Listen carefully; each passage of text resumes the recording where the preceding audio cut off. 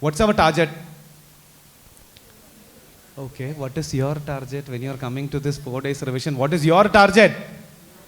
Somehow clear this September 2024 examination or maybe January 2024 examination. Some of you may be writing September and some of you may be writing January, whatever it is. That is our primary target, and for that you should be what? You should do whatever it is necessary. Okay, so without wasting time, let's start with the income tax topics. In between, I can give you some inputs and tips on how to prepare income tax and all. So friends, without wasting time, let's straight away start with the topics. So friends, as you all know, the subject is income tax and it is taxing your income. That is the main purpose of this subject. Now you tell me, say, what are the taxing rules in India? You don't have to copy all the notes, okay? If you want, you can copy. But as I've told you, I will be giving a handout to you, okay? So you all are eligible for the handout. Online students can actually talk to the management and they will actually give you an insight, okay? Don't worry. So friends, listen. Yes. So if you have any doubts, online friends, yes, do give me a chat, okay? Do text me in the chat. That will be fantastic. So I'll address you all your doubts through the chat, or you can actually raise your doubts through the chat, okay? Yeah, friends, so listen. So the point is, say, income. What are the taxing rules for an income according to the income tax law? Any idea? There are actually 2 taxing rules to tax a particular income. Do you all know what all are the taxing rules to tax an income? Can you share it with me if you know it? Rule number 1 and rule number 2. Come again? Don't hesitate, okay? Please respond. Be energetic. Tell me, what are the taxing rules that is prevailing in India according to the income tax law? Yes, amma solunga. That is the rate of tax, default rate and old rate. Yeah. What are the taxing rule? Excellent. That is called a source rule. Excellent. Excellent. So friends, listen. First of all, you should be very thorough with the basics. That basic structure should be strong. Then you will be able to understand the advanced topics. Okay. So the very first point that you should know is the taxing rule which is available in India. There are actually 2 taxing rules. That means taxing rule means what? To tax an income, according to the income tax law, you should satisfy any of these following conditions. Number 1 is said to be residence rule. And can you tell me what is residence rule? Any idea what is residence rule? You all told me that you have heard income tax once in your life, okay? Then you should be able to say this. What is residence rule? Person to be resident. Very simple. Excellent. Excellent, Gopalakrishna. The point is, if you are a person resident in India, then taxing your income according to the residential status is said to be what? Residence rule. That's why we are determining residential status under section 6. Are you all with me? Are you all with me? The point is very simple. If you are a person who is a resident in India, then your income will be taxable according to your residential status. And that concept is said to be what? Residence rule. So we can say number 1, residence rule. And number 2, you have source rule. Source rule is actually intended for non-residents. Source rule is actually intended for whom?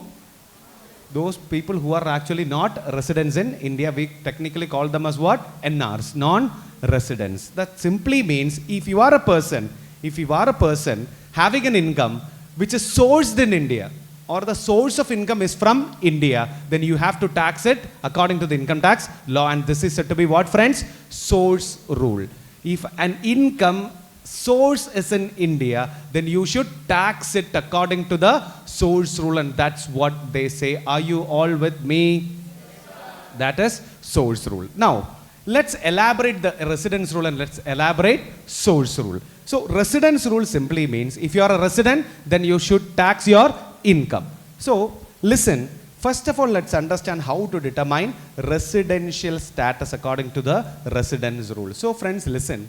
For our our prime focus will be revolves around the individuals, because most probably in 99% cases the question will have the computation of total income of an individual.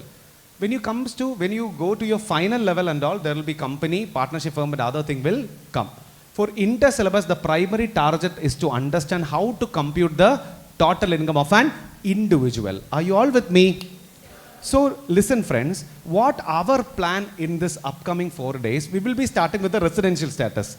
Then after completing the residential status and the basic things, we will be straight away charging to the salaries. Important topics in salaries. That includes allowances, gratuity, then perquisites and other thing in salary. So I have actually selected certain topics under salary. So after completing this salary topic, we will be completing house property. Everything have been given us charts, okay, to save time, because we have only 4 days. To save time and to cover maximum topics, we will be discussing everything in charts. Rather than giving you elaborate explanation, which is actually not required in a revision session, our target will be completing most of the topics in a deeper manner. So I'm making use of charts to explain all the concepts. So this is all about the salary. Thereafter, we will be starting house property. I'm not saying that we will be discussing house property from end to end. Those important things I have selected here, and we will be discussing these important things in house property. After completing that, we will be starting with the PGBP. Then selected things under capital gain. After completing this, we will rush towards capital gains, and selected things in capital gains we will be completing. Then we will discuss basics of IFOS. Not basics, some selected topics in IFOS. And soon after that, we will be discussing a chapter called as computation of total income. In that chapter, I will make you understand what is this old slab, what is this new slab, that is under section 115 BAC. And we will solve some basic questions, not basic questions, past exam questions in relation to this. So I have selected certain questions which are either RTP question, you can see. Either it is an, one second.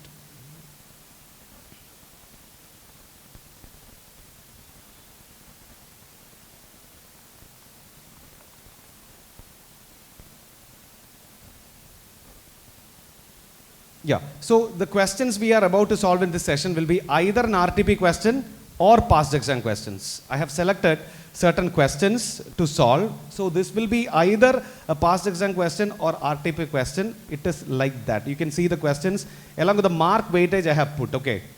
So from all the chapters, I have selected some questions. It's around, there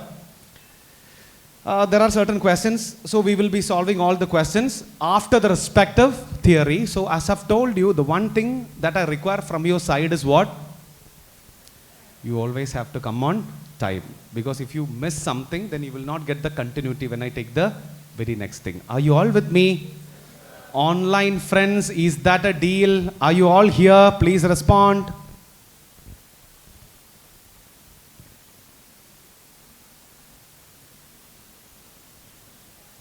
Excellent, friends, excellent. So without wasting time, let's get into the technical things, and we will be discussing each and every topic. So we'll start with the residential status. So friends, listen. You tell me, what is the purpose of determining residential status? See, if a person is a resident, then we will compute his total income accordingly. If a person is a non-resident, we will be computing his total income in a different manner. That is what is called as residence rule and source rule. Are you with me? Are you with me? And in residential status, as you all know, we have 3 residential statuses. What are the 3 residential statuses? Resident and ordinary resident. Number 2, resident, not ordinary resident. Number 3, non-resident. For ROR, determination of scope of total income is in one way. For RNOR, determination of scope of total income is another way. For NR, determination of total income will be another way. So, for determining your total income only, after computing total income only, you will be able to understand what is this tax liability. Yes or no? Because we compute the tax liability on the total income of a person. So the first preliminary job for any person who is associated with direct tax is to understand a person's total income. For understanding total income, you should know what exactly is the residence status of that particular person. Then only we will be able to categorize whether it forms part of the total income or not. Are you all with me? Have you understood what I said? So the first and preliminary thing that you should know is how to determine the residential status. And let's start with the residential status. Amendments, yes. I'll be covering amendments also, don't worry Soumya. We'll be discussing amendments and we don't have much amendments compared to the last examination attempt. We only have a few selected amendments, that's it. The major amendment is under 115 BAC. Okay, I'll be able to discuss 115 BAC only after completing the 5 heads. That is the problem. Okay, so after completing the 5 heads, I think on the last day we will be discussing the majority of the amendments. Why? Because that is the only way that I can share the amendments or discuss the amendments. So listen. So the point is, the first thing that you should know is, as I've told you, is income can be categorized into 2, residence rule and source rule. Let's determine the residential status of a person and we will be discussing this chart after determining residential status. So let's understand how to determine the residential status of a person. Again, I'm repeating this. Why we are determining residential status? Because we should know that based on the residential status only, we will be able to determine the total income of a person. You should always ask this question, why? Then only you will learn income tax law. Rather than by hearting income tax law, you should understand the crux. What is this? I mean, deny? Okay. Okay, fine. So friends, listen. Let's understand what exactly is the concept of residential status. So friends, listen. In the case of an individual, are you all listening? Yes, are you all listening? Yes, in the case of an individual, determination of residential status is based on days of stay of a person in India. Forget about every technical things. In common layman's language, what do you mean by resident? Say for example, a person, say for example, if we want to say a person as a resident of Chennai, then we should say that you should live in Chennai. Similarly, a person is said to be a resident in India if he stays in India. So the criteria to determine residency status is what? Days of stay in India. Are you with me? Chennai resident means a person residing in Chennai. Indian resident means a person residing in India. So the main pivotal factor to determine residency status always will be what? Days of stay of a person in India. So that is what is the first criteria that you should know, resident, which is under section 6 subsection 1. So a days of stay in India during the PY is 182 days or more, then we can say that a person is resident in India. That simply means if a person residing in India for how many days? 182 days or more in a previous year. What is previous year?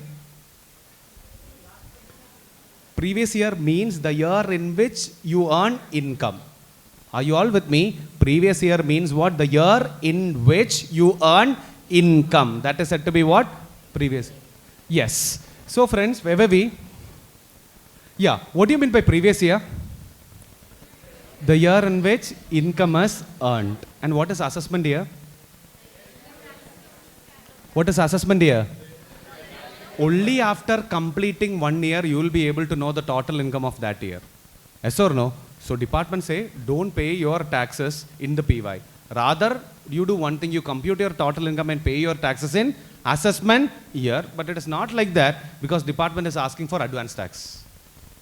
Okay, that is what the concept of advance tax. Because department don't want to wait for the PY to get over. There will be 1 year delay. So they always ask advance tax from the assessee. But the main crux is like, you have to wait for a PY to get over, then only you will be able to compute the total income, and that computation will happen in AY. And what is the full form of AY? Assessment year. What is assessment? The year in which your income is getting computed. That is said to be what? Assessment. Assessment na and the computation. Okay. So the point is, the year in which your income is getting computed is said to be what, friends? Assessment year. And the year in which income is earned is said to be the previous year. Now the point is, you need to check the number of days of a stay of a person in India in the PY, because that is the year in which you are earning income. You are earning income by residing in India, you should pay the taxes in India. That is the concept. Are you all with me? Are you all with me? You should learn income tax in this manner, then only you will be able to solve the examination questions, because they will always come up with a practical question. It won't be like, how many days you have to stay in India for being a resident? Dash. And the Mari question, they will never ask. Okay. So the question will be highly practical, and you should know what is the purpose of This all concepts and all. Are you all with me? So tell me friends, in the PY, if a person is residing in India for 182 days or more, then what is the conclusion? What is the conclusion? We can call that person as what? Resident. It is as simple as that. Are you all with me? Excellent. Now, say for example, and what is the relevant PY for you in the upcoming examination? What is the relevant previous year for you in the upcoming examination? It is previous year 2023-24. That means assessment year 2024-25. Are you all with me? Yes, excellent, excellent, very good friends. Good participation from the online students, excellent. So, the point is, a year is said to be PY if you are earning income in that particular year. Only after that year you will be computing your total income, and that year in which you compute your total income is said to be what? Assessment year. So coming back to the point friends, in the PY, that means a year, that means for you it will be from 1st April 2023 through 31st March 2024. During that period, if you stay in India for 182 days or more, you will become resident for that year. That also means you need to check the residency status of a person every year. Because this year I might be in India. Next year, maybe I might be in US. And the next year after that, I might be in Canada. So I can be like that. So every year you should determine the residential status for determining his total income. So you have to do it in a year basis. Are you all with me? Moving on. Say for example, a person resided, say for example, I'm a person in the previous year 2023-24, I stayed in India for 160 days only. I stayed in India for how many days? 160 days only. You tell me, am I a resident or a non-resident? 1 second. So what I was saying is, say I'm a person who stayed in India for 23-24 for how many days? 160 days. What's my status? According to the theory that we have learned, you should stay in India for how many days? 182 days. And one more thing I can tell you. What do you mean by how do you count the days of stay? When you count the days of stay, both the date of arrival and date of departure, you have to count as if you are in India. Are you with me? When you count the days of stay in examination, you have to count both the date of arrival and date of departure. It is not 24-hour basis and all. Say for example, today at night I came to India. I have to count this day as one day. Are you with me? Say today 11:45 I came to India. At night 11:45 I came to India. So I stayed only for 15 minutes. But you have to count it as one full single day. That's what I've told you. Both the date of arrival and date of departure you have to count as if you are in India. Are you all with me? These kinds of small things actually will give you a big difference in your examination. Okay. Now, so if I'm a person who stayed in India for less than 182 days, then there is one more conditions that you have to check. And what is the second condition? We normally say it as the second basic condition. So for determining residential status, you have two conditions. Number one, first basic condition, that is 182 days or more. Number two, second basic condition. And let's understand what is second basic condition. Can you read the second basic condition along with me?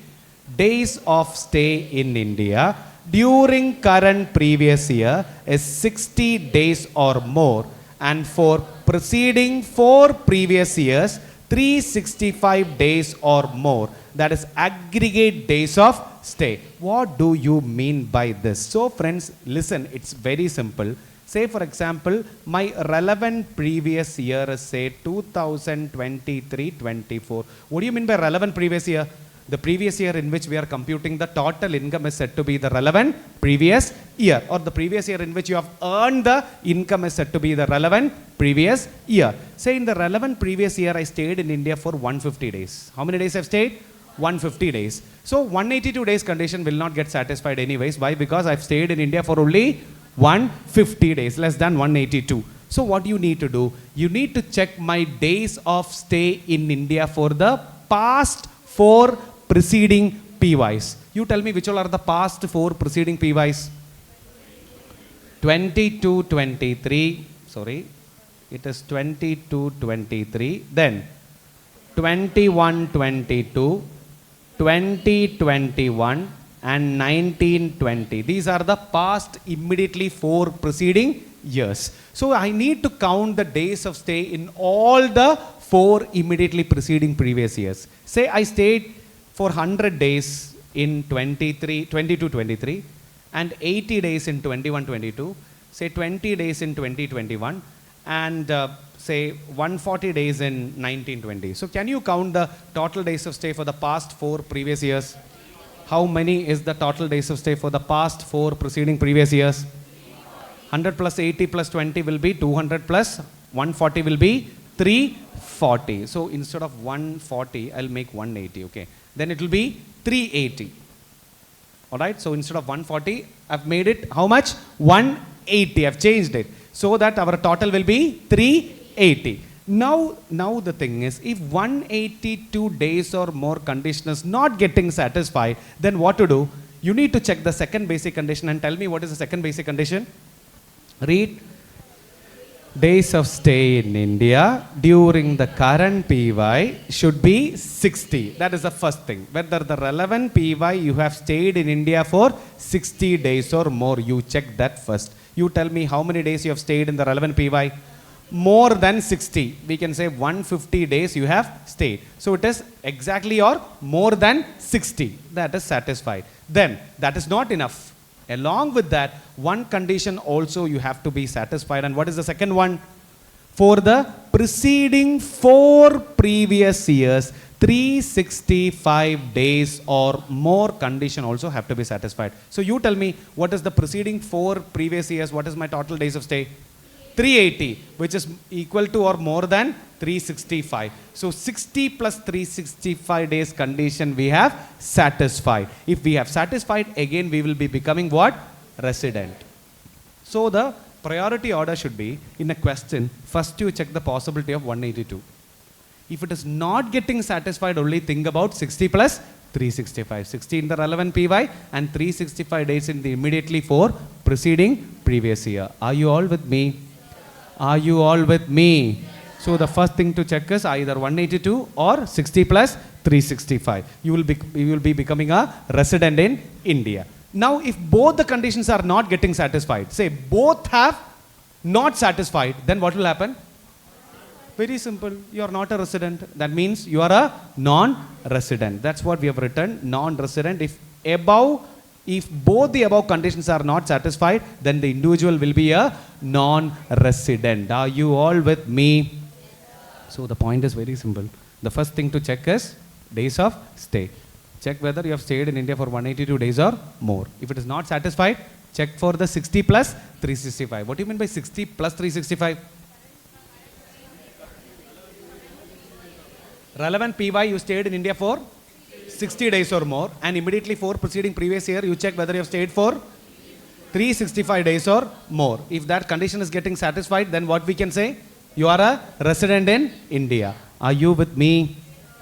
Excellent. So, if you are a resident in India, now you need to check about the ROR, RNOR status. Before that, there are certain exceptions to this particular condition, and let's understand the exceptions. Yes, both the conditions have to be satisfied. Yes, Ragul, both the conditions have to be satisfied. That means 60 and 365. Basic condition, either 182 or 60 plus 365, okay? If you check about the residency status, either 182 days or 60 plus 365 days. That means, if you already satisfied 182, don't check 60 plus 365 because you will be a resident already. Have you got my point, Ragul? Please respond. Have you understood what I said? Yes, great.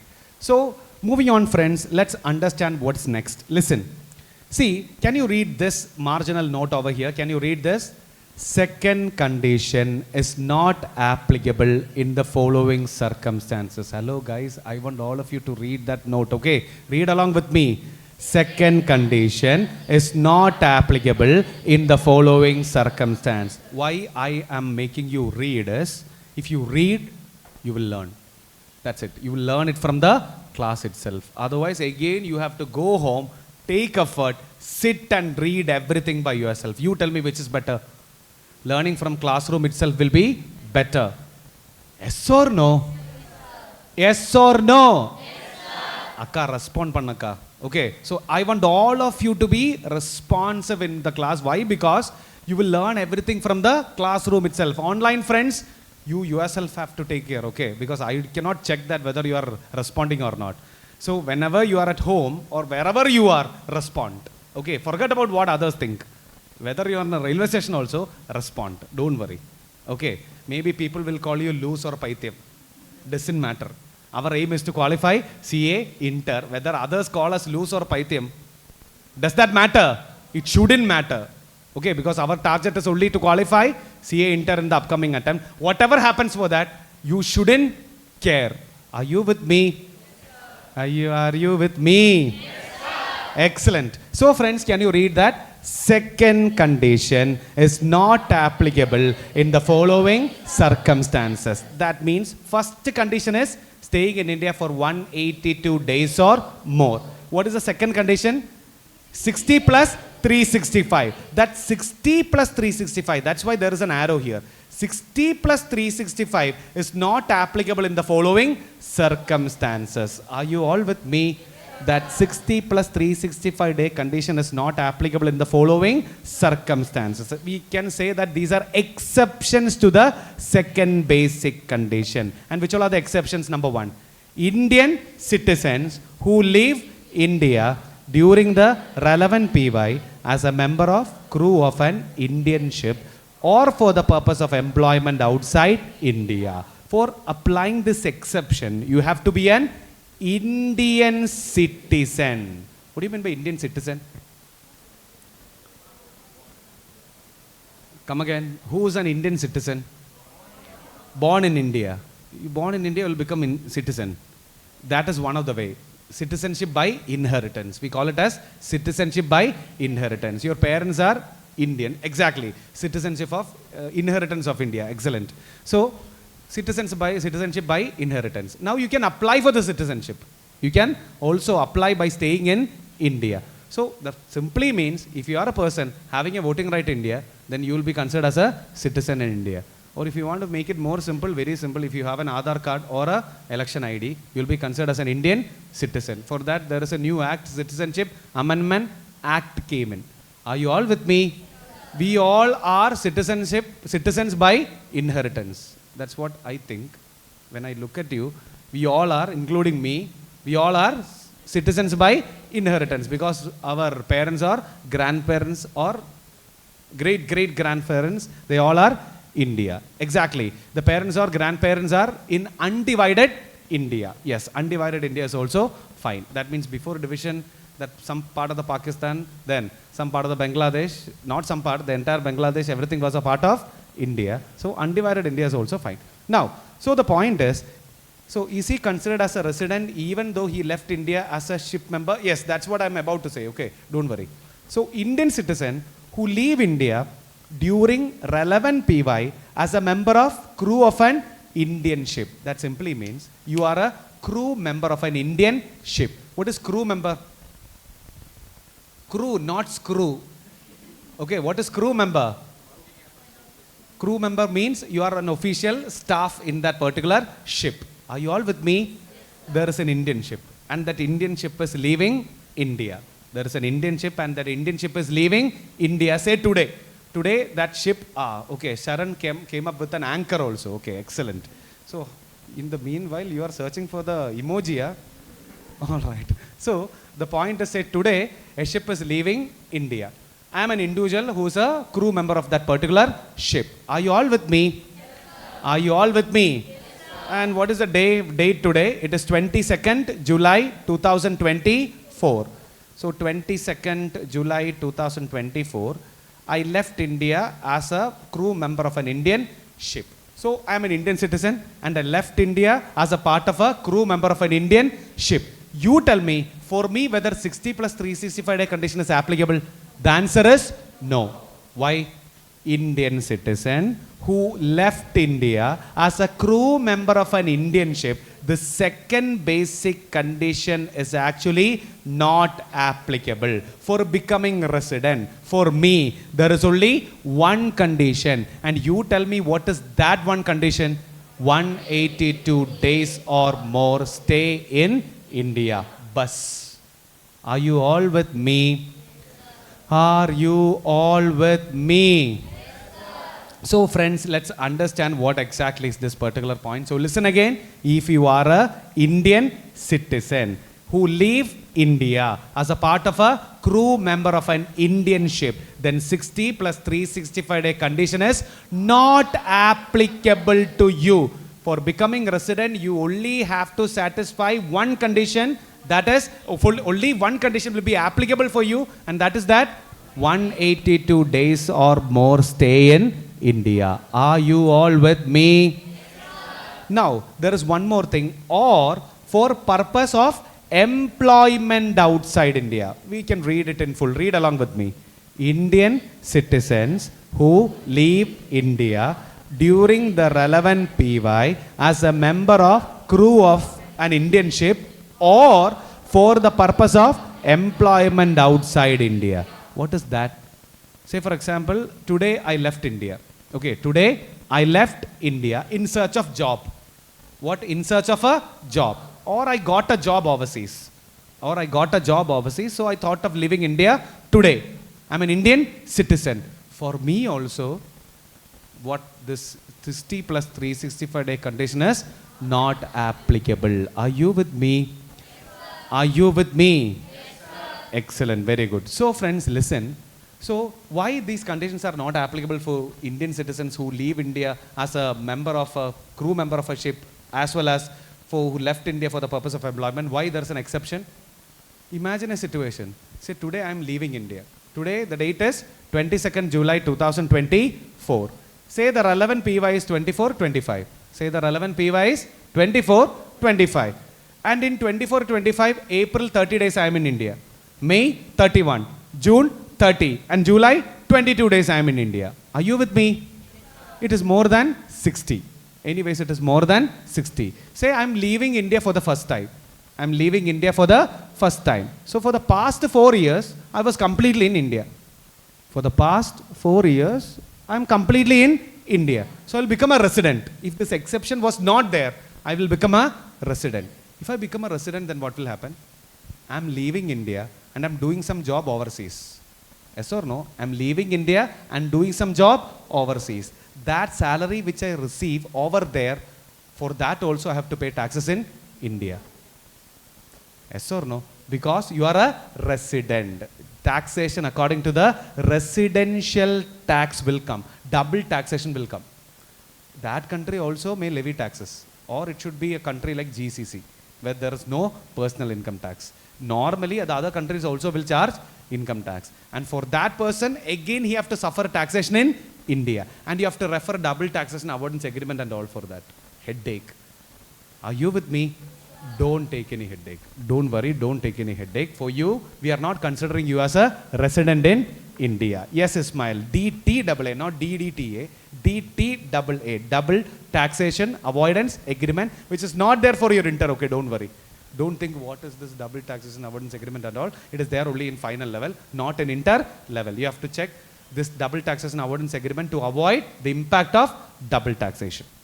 Forget about that. So why they are giving an exception to these people is to avoid unnecessary headache. You are Indian citizen. You are only our son or our daughter. Okay, don't worry.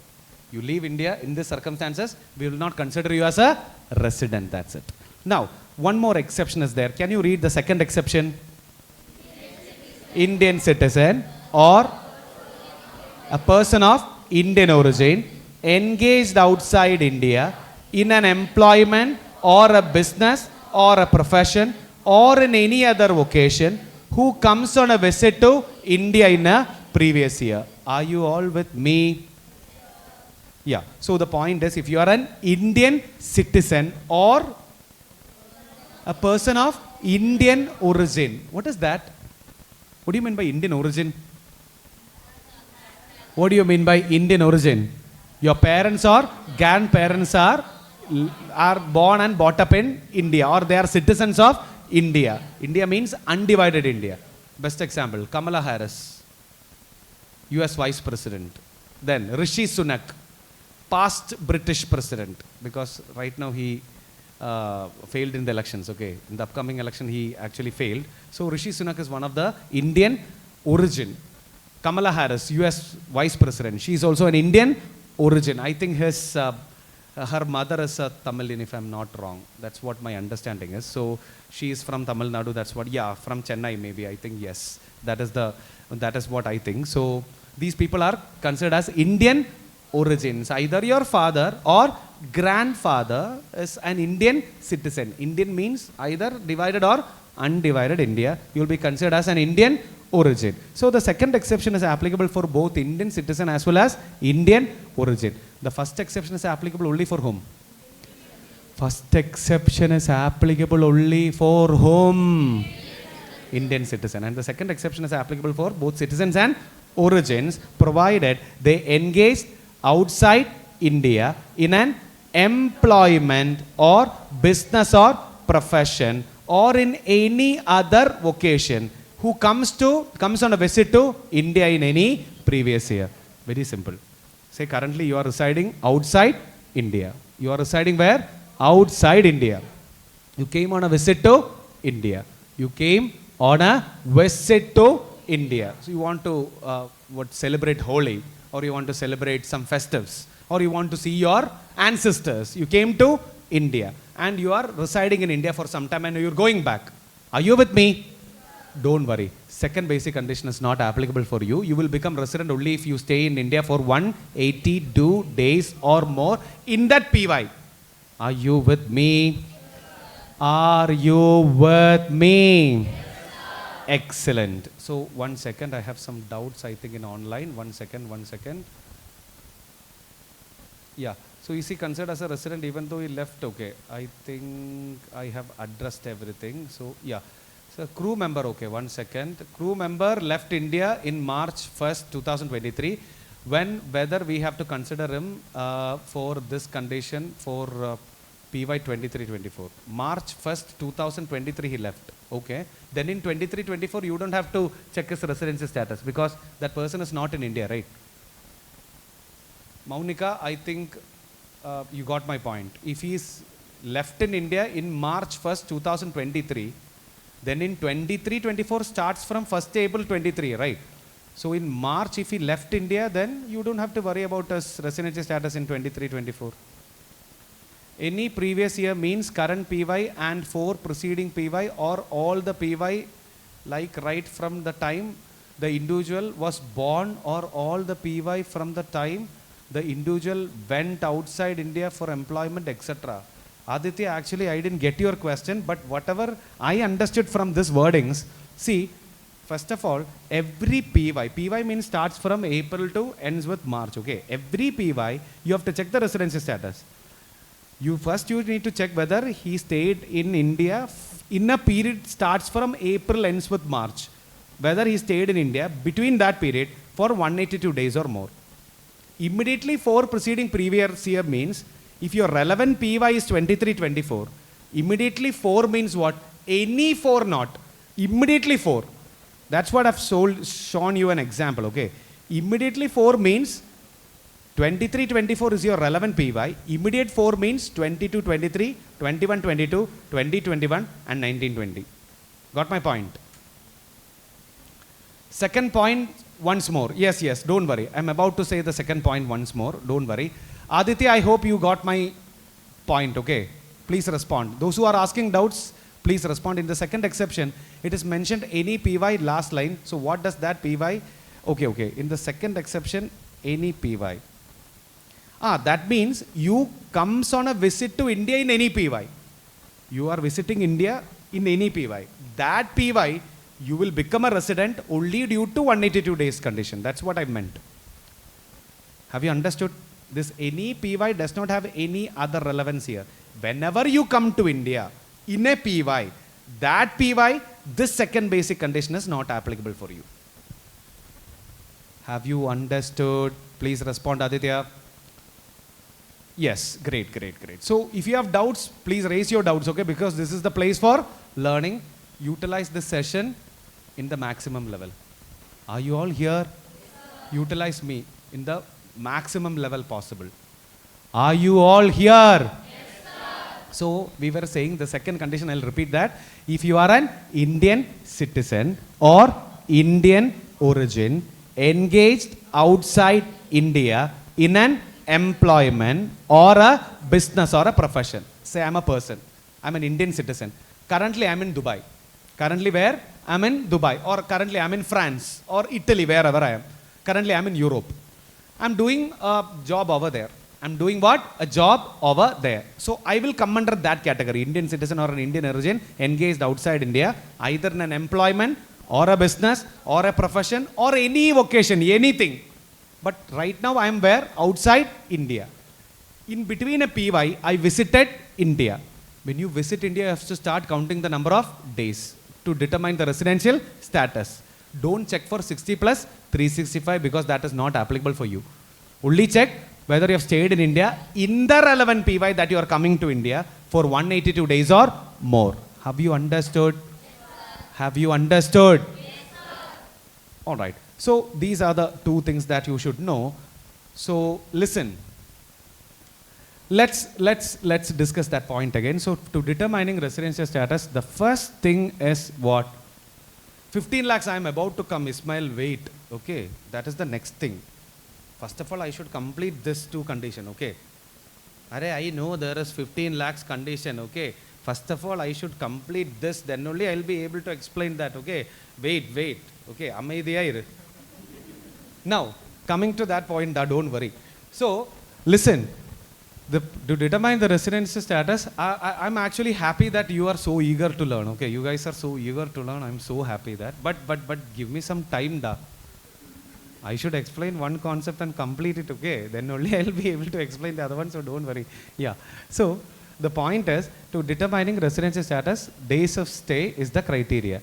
Either 182 days or more, or 60 plus 365. 60 plus 365 is not applicable for Indian citizen who leave India as a part of your employment or as a crew member of Indian ship. If you are a crew member of a foreign ship, you have to include 60 plus 365 also. This is how institute create question. They will say, you are a person, Indian citizen, you left India as a crew member of, they will say, foreign ship.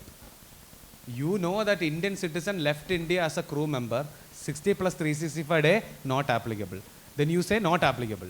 But the twist is foreign ship. These kinds of twists, they will definitely, they will add these kinds of small things. Then only they can make this exam competitive. Are you with me? Yes. So moving on to the next point, friends. So two exceptions were there.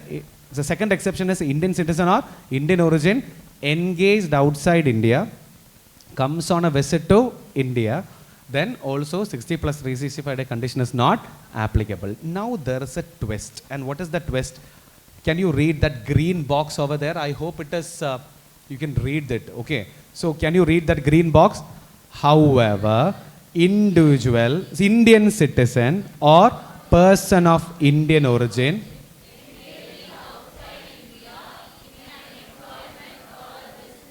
in an employment or business or profession or in any other vocation who comes on a visit to India in any previous year and has total income, TI means total income from Indian source in the relevant PY is more than or greater than 15 lakh shall be treated as resident if, forget about this note, days of stay in India during the previous year is 182 days or more, or days of stay in India during the PY is 120 days or more, and for immediately preceding previous year it is 365 days or more. It's a kind of a long story, so let's understand what exactly is that particular story. So one second, I have some more doubts. What is that?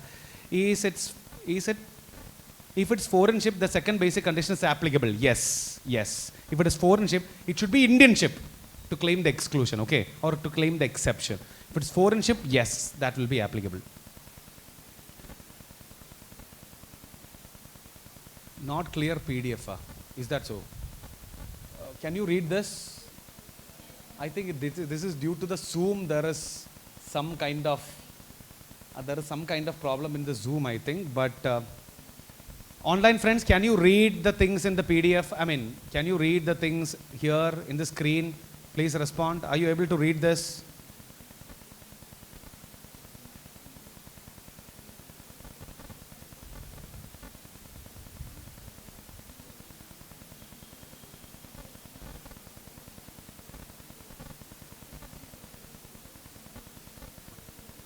Blurred a bit. Okay. Blurred a bit. I think that is, it is a little bit blurred. I know that. But I think because of the zoom, there is some kind of a small, it's a little bit blurred, but I hope you can manage it with it. Okay. Now listen, I'll read that. Don't worry. Shh. Listen. However, Indian citizen or a person of Indian origin engaged outside India in an employment or business or profession or in any other vocation who comes on a visit to India in the PY. That simply means this person. Indian citizen, can you read this? Indian citizen or Indian origin who is engaged outside India comes on a visit to India. For that person, 60 plus 365-day condition is not applicable. That's what we have learned just now. Are you all with me? For that person, there is one more thing, and that is what extra thing.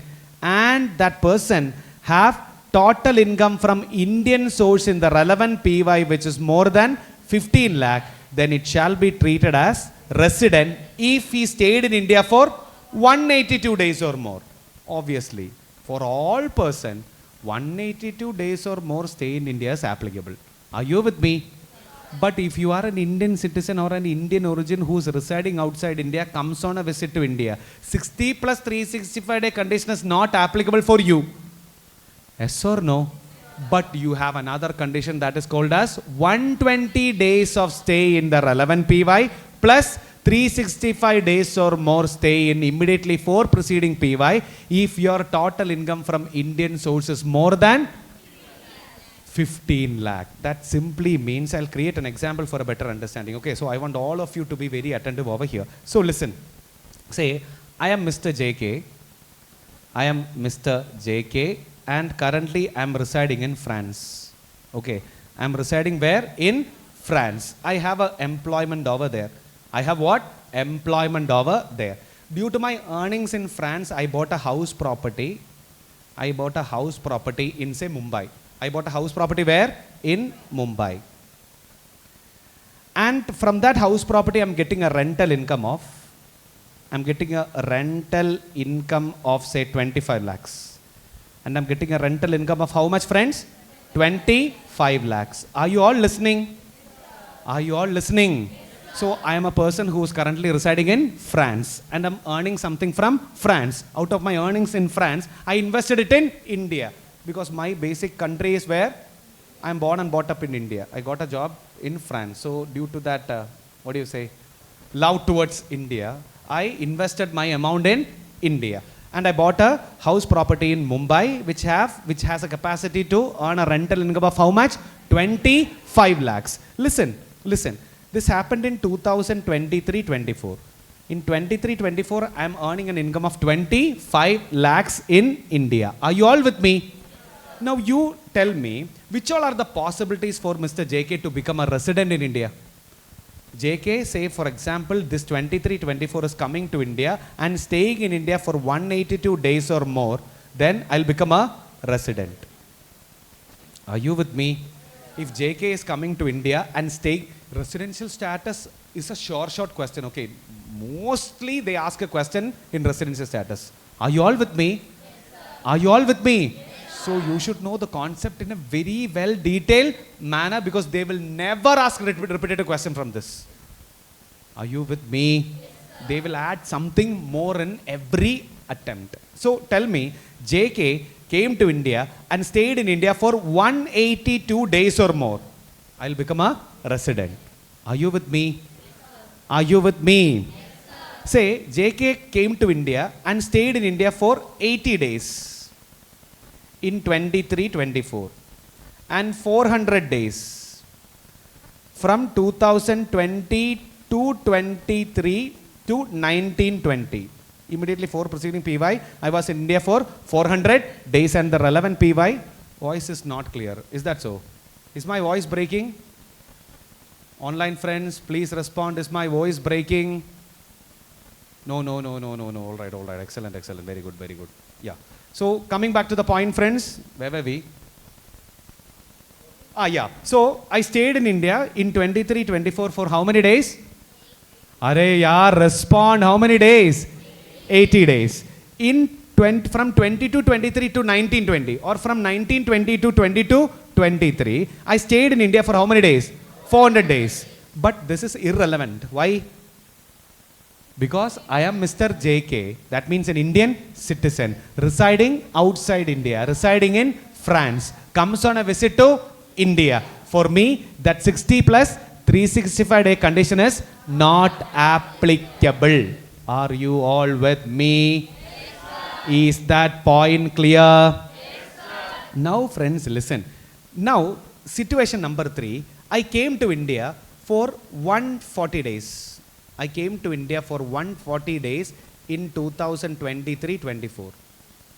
In 23-24, I came to India for how many days? 140 days. Then I stayed, say, in preceding 4, that means from 22-23 to 19-20 period. Preceding 4, I was in India for, say, 500 days. I was in India for how many days? 500 days. Normally, we don't have to check this. But what that green box says is, can you read that green box, that highlighted thing? However, Indian citizen or a person of Indian origin engaged outside India in either an employment or business or profession or in any other vocation, who comes on a visit to India in a previous year and has total income from Indian sources in the relevant previous year. That means the previous year, relevant previous year in our example was 23-24. That income should be more than 15 lakh. Then shall be treated as a resident if he stays in India for either 182 in the relevant PY. Or there is one more condition. What is that? You stayed in India during the PY, that is 120 days or more. That means in the relevant PY, you stayed in India for how many days? 120 days or more. Along with that, for immediately preceding PY, you stayed in India for 365 days or more. If both are getting satisfied, that means 120 plus 365. If these two are getting satisfied, I will become again a resident. Are you with me? Are you with me?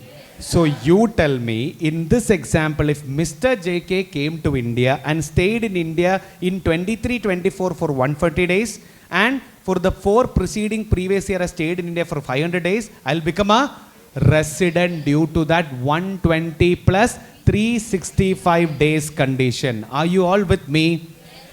So listen, the conclusion is very simple. Let's conclude this. Okay, online friends, I hope you can see the screen. Yeah, I'll come to your doubts, don't worry. So what we can conclude is very simple.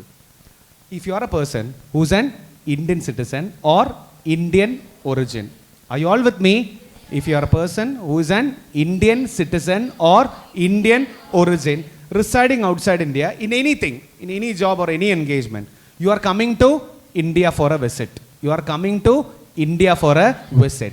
How do we determine residential status? How do we determine our residential status? Let's draw another chart. Okay, let's conclude this by drawing another chart. So listen, if you are an Indian citizen or Indian origin, residing outside India,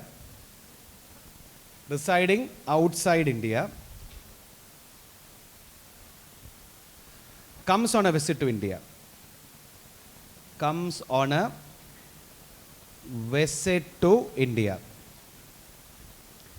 For determining residency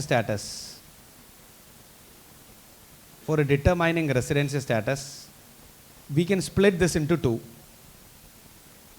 This is again the repetition of what we are learning. Okay, what we have learned just now. You can split this into 2. Whenever you are determining residency status, you need to consider that case into two. Number one, you need to check whether his total income from Indian source is more than 15 lakh. Are you all with me? Are you all with me? You need to check whether his total income from Indian source is more than 15 lakh. If the answer is yes, what do you mean by yes? In that relevant PY in which we are checking the residential status, he is earning an income of more than 15 lakh from India. For the time being, Indian source means India. We have a definition for that we will cover later. Okay, so from India he is earning for more than 15 lakh in the relevant PY. Then how to determine residency status? Then for determining residency status, you have two conditions. What are the two conditions? 182 days or more stay in India in the relevant previous year. Or what is the second condition? 120 days or more stay in India in the relevant previous year plus 365 days or more stay in India during immediately for preceding PY. Are you with me? That immediately should be there. It doesn't mean that any for. Okay, it is immediately for preceding PY. If you stayed for 365 days or more, this case also you will become a resident in India if your total income from Indian sources more than 15 lakh. Exactly 50 also no problem. Exactly 15, not 50. Exactly 15 also no problem. More than 15 lakhs it should be. Now what is the second possibility? His total income from Indian source, say less than or equal to 15 lakh. Then for determining residency status, you need to check only one condition. What is that condition? 182 days or more stay in India. That's it. For you, 60 plus 365 not applicable because you are covered under that exception. Are you with me? For you, 120 plus 365 is also not applicable. Why? Because your income from Indian source is not more than 15 lakh. Is that crystal clear? Is that crystal clear? Now let me get back to the doubts in online. Okay, online friends, don't worry. I'll address all the doubts. For that, PY conditions of... Okay, how many doubts we have? We have a lot. Okay, yeah. Okay, super. Wait. Sir, if a person, Indian origin, engaged outside India, visit 120 days and for preceding year 365, but his total income less than 15, is the person resident? I hope, Aarti, I hope you got the answer. Okay, that's what we have drawn here. If person stays in Singapore for 25 years and becomes citizen in Singapore and he has a proprietorship, okay, I can read that, a proprietorship in India, he comes to India and stays for 1 week in every year. And sir, what is this case? Non-resident. Every year, 1 week, no problem. He'll be a non-resident. Sir, suppose a person having 14 lakh income, okay, actually they are actually doing some kind of questionnaire, okay. Sir, suppose a person having 14 lakhs income, then 120 days condition is not applicable, right? Yes. 14 lakhs income, don't even worry about that 120 plus 365. Yes, it's 15 or above. For that person, 182 days condition only applicable. For that person means what person? Oh, okay, you are answering. Okay, got it. Okay. 182 days or more or 120 days or more, at least 365 days or more in the PY. You are responding very good. What happens in case of leap year? Leap year, you have to count that also. And the funniest thing is, 23-24, it's a leap year. February have 29 days. Yes, very good question. Niranjani, yes, you have to count that 29. How do you identify whether a year is leap?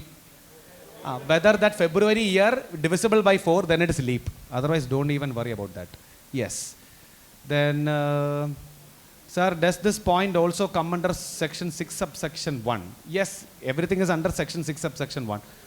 Then Indian origin not visiting in India but income from Indian source exceeding 15 lakh.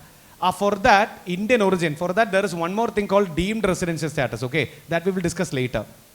Deemed residency status is also there. If you are not covered under deemed residency status, you will not be a resident. Then, sir, please share chart. Okay, that we will talk. You have to discuss it with the management. They will do the necessary. 15 lakh one, more than enough. But 15 lakh one, you can round it off to 15. In income tax, every total income is getting rounded off to the multiple of 10. So 15 lakh one, technically, not a problem. It will be rounded off to 15 only. Yes, both 182 and 120 have to satisfy. If the source is more than 15 in the relevant year, noda kanna, either 182 or 120 plus 365. Oh, not kanna, kanni. Okay, yes. Divya, I hope you got my answer. Okay, jokes apart, yes. Yeah, so let's continue. You can ask your doubts, no problem. Don't think that you are killing time, because the very purpose of this session is to revise. Yeah. So friends, is my speed okay? Yes, sir. I am on a faster side or a slower side, or I'm very slow. Okay, is that so? So listen, slower. Okay, then I'll show. Okay.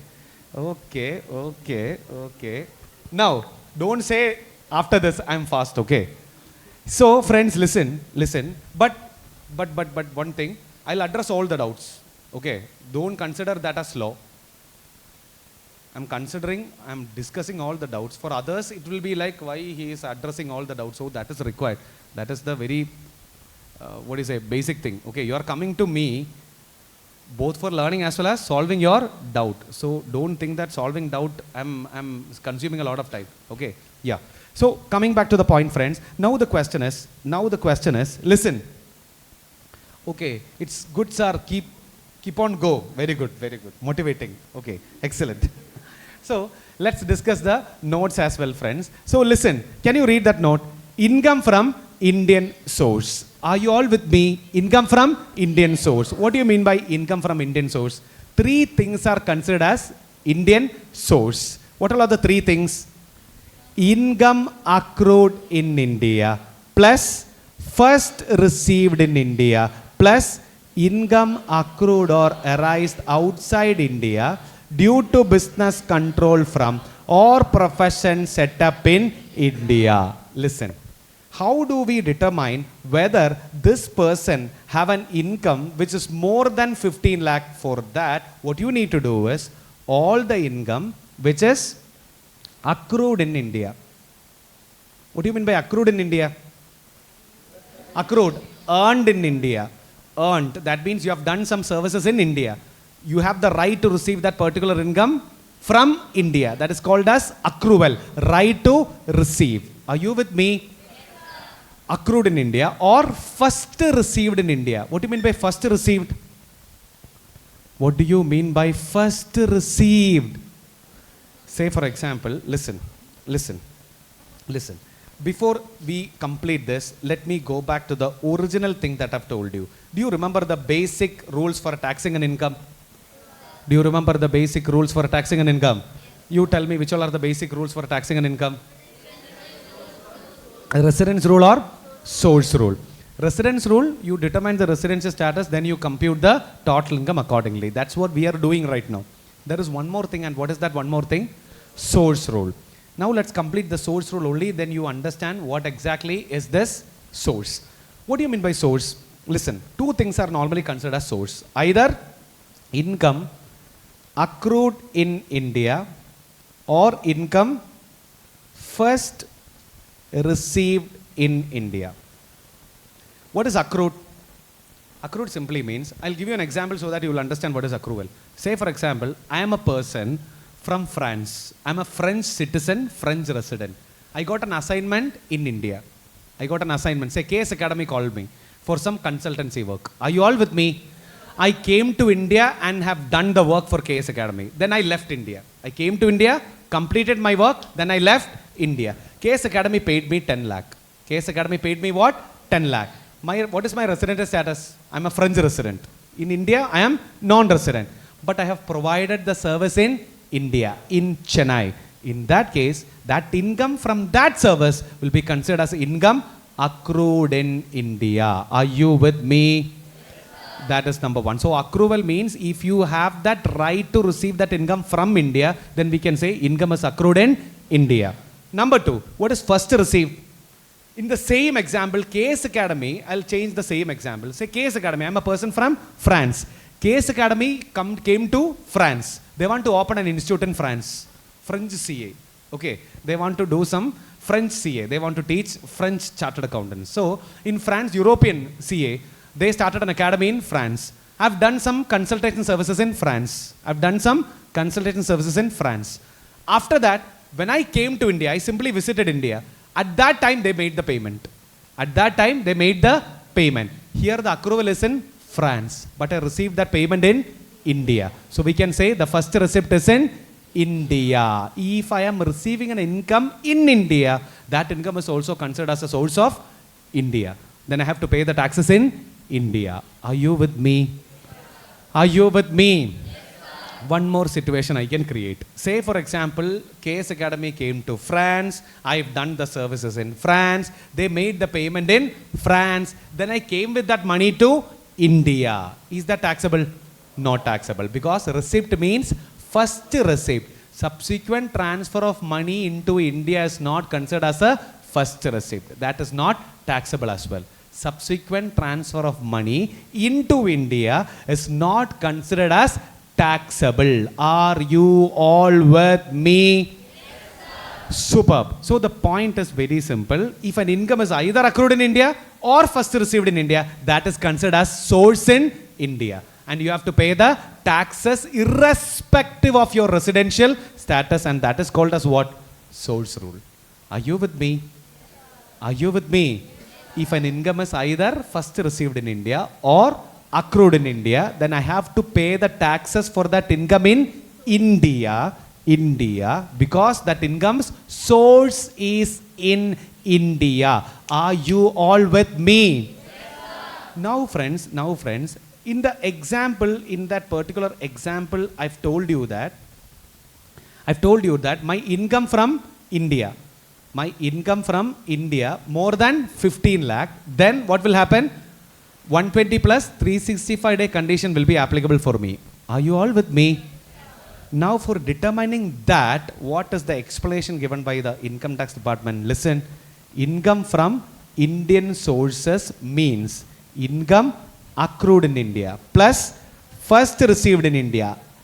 In determining this 15, one more item is there as a part of source. Are you all listening? To determine whether your Indian sources income is more than 15, for the purpose of determining residential status alone, you have to add one more thing under the source definition. What is that one more thing? Income accrued or arise outside India due to business controlled or profession set up in India also have to be counted as Indian source income. Have you understood what I said? Normally, source means what?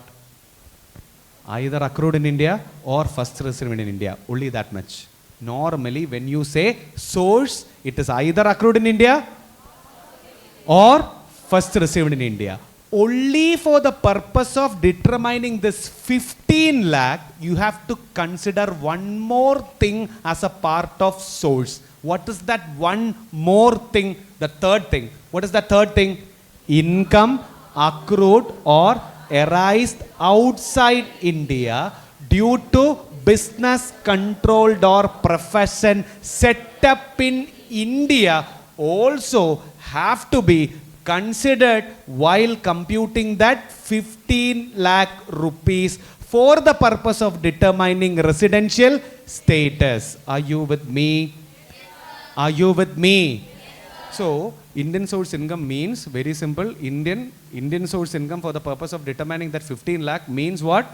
Accrued in India, first received in India, income accrued outside but due to a business controlled or a profession which is set up in India also have to be counted as Indian source income.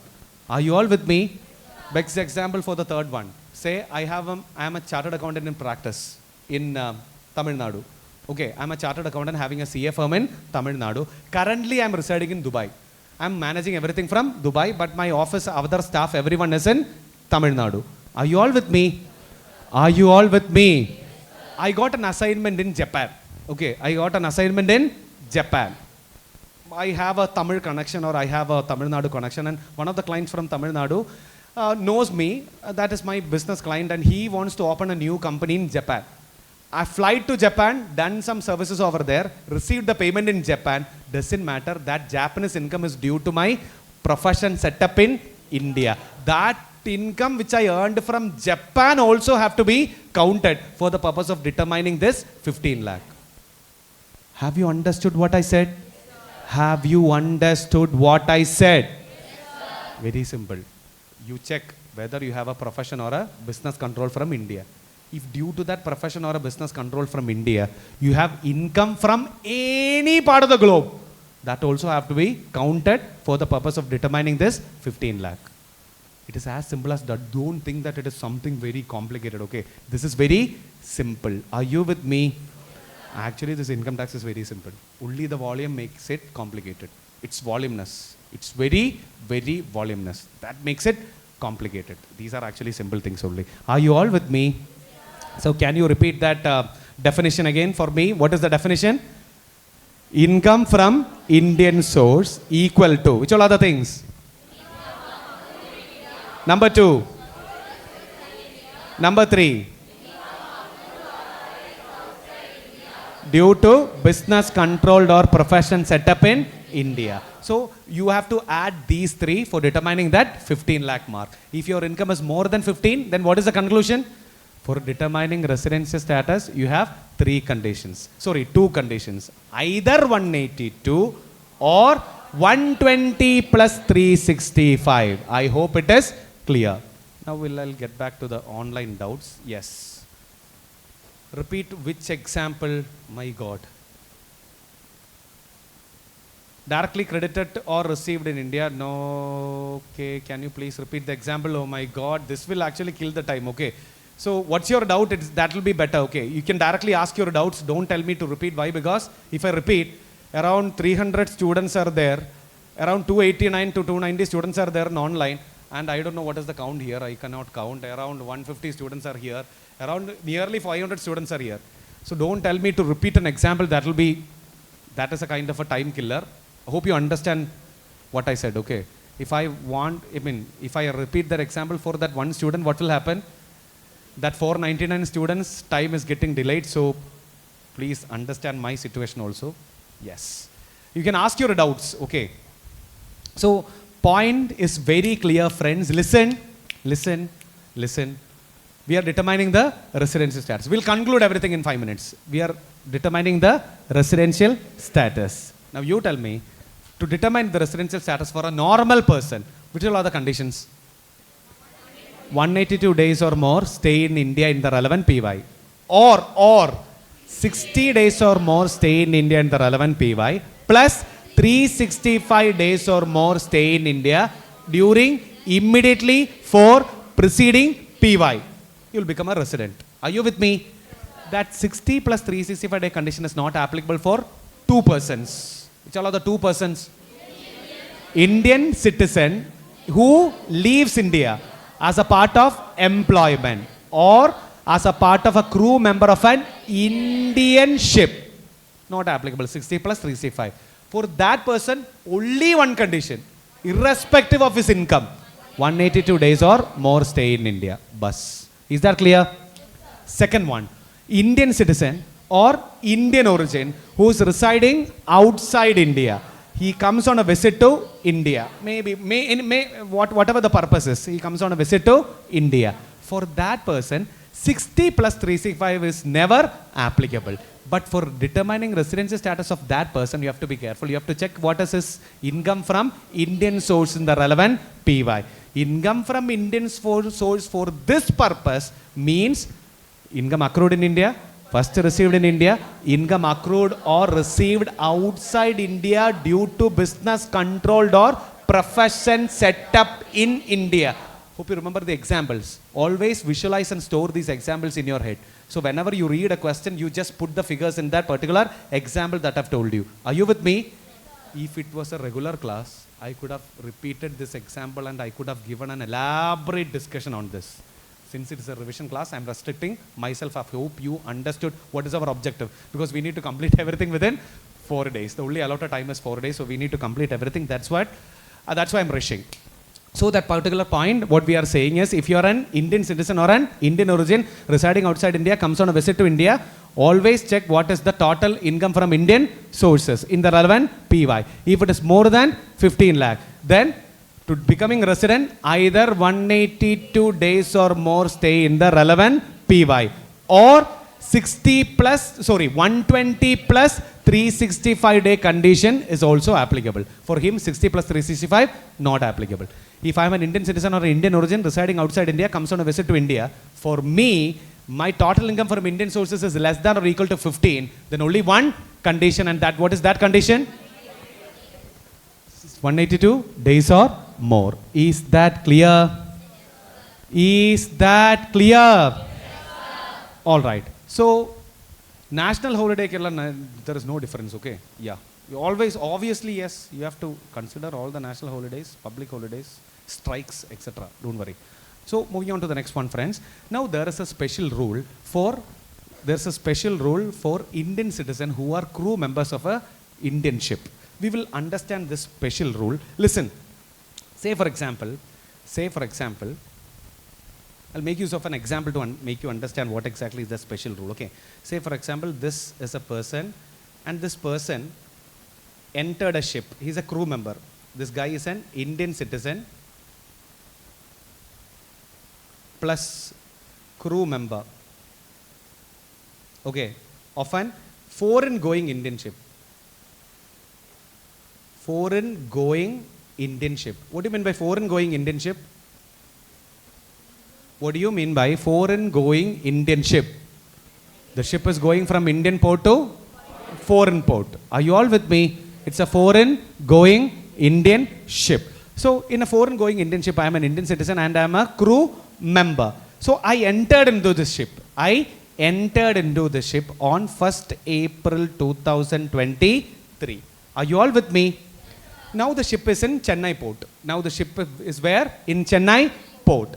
The ship left the Indian territorial waters on, say, 30th June. On 30th June 2023 only, the ship left Indian territorial waters. Residing in India means both in the landmass as well as in the Indian waters. Are you all with me? Both the territorial waters are also considered as staying in India. So the ship came back. It completed its international voyage and came back on 1st January 2024. It completed its voyage and came back on 1st January 2024.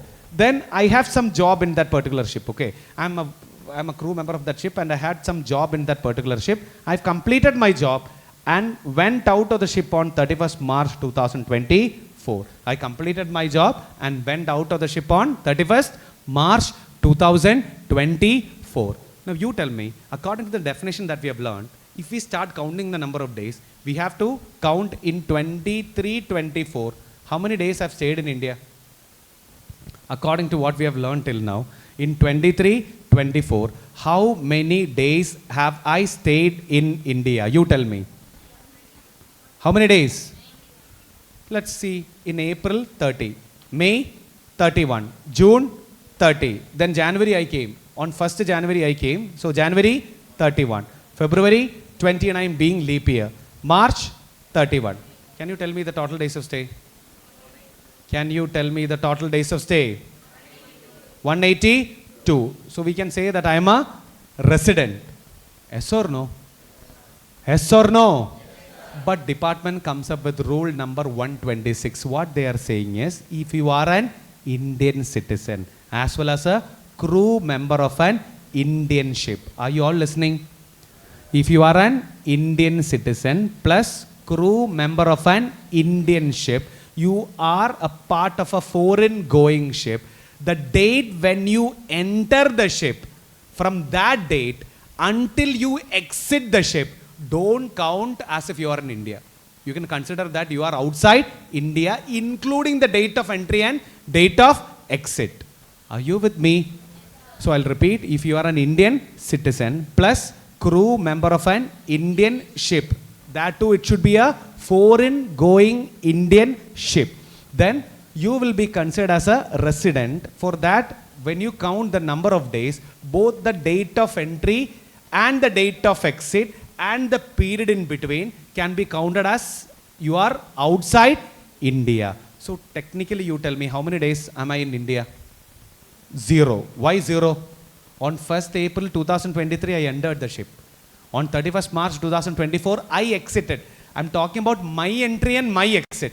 I'm not talking about the ship's entry into international water and ship's entry into Indian waters. I'm not talking about that. I'm talking about my entry and exit. Are you with me? Including that date, I can count as if we are outside India. Are you all with me? Have you understood what I said? So this is called as CDC sign-in and CDC sign-out. What is CDC sign-in? Continuous Discharge Certificate sign-in.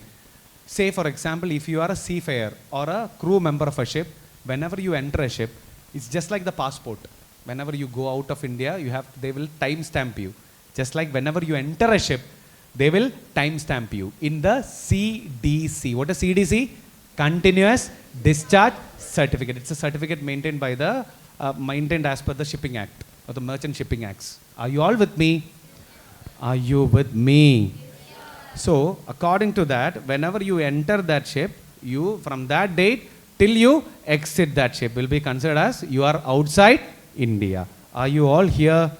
Now let's read that particular theory. According to rule number 126, in case of an individual being a Indian citizen and a member of crew of a ship, the period of stay in India shall be in respect of an eligible voyage, that is to outside India, not include the following period. So when you count the number of days and you are going outside India, the following dates shall not be counted. Which all are the dates? Number 1. I want all of you to read this. Can you please read number 1? From the date entered into continuous discharge certificate in respect of joining the ship by the said individual till the date entered into continuous discharge certificate in respect of signing off by that individual. There is an L missing. From the ship. So from the date of entry till the date of exit, including the date of entry and date of exit, you can consider as if you are outside India. Are you all with me? Are you all with me? So this is rule number 126. Now let me address the online doubts. What are the things? Indian crew member having 15 lakh, exceeding 15 lakh, even 182 days only applicable for him? Yes. Then 91 days in 2023. Okay, you have counted that. Okay, total days, illustration 1, page number 2.7. Okay. Aparna, your mic is on. Then is person going to Dubai? Our flight, sir, person going to Dubai, our flight time 11:30 p.m. But flight delay. Don't worry, that security check-in is considered as the time. Okay, the security check-in only will be considered as time. Flight delay is not because of you. Don't worry. So moving on. Come again? Security check-in. Security check, you completed your security check-in. That moment will be considered you are outside India. Complete the security check-in before 12 o'clock. Even if your flight is 12:15, go early. Complete your security check-in early. Okay.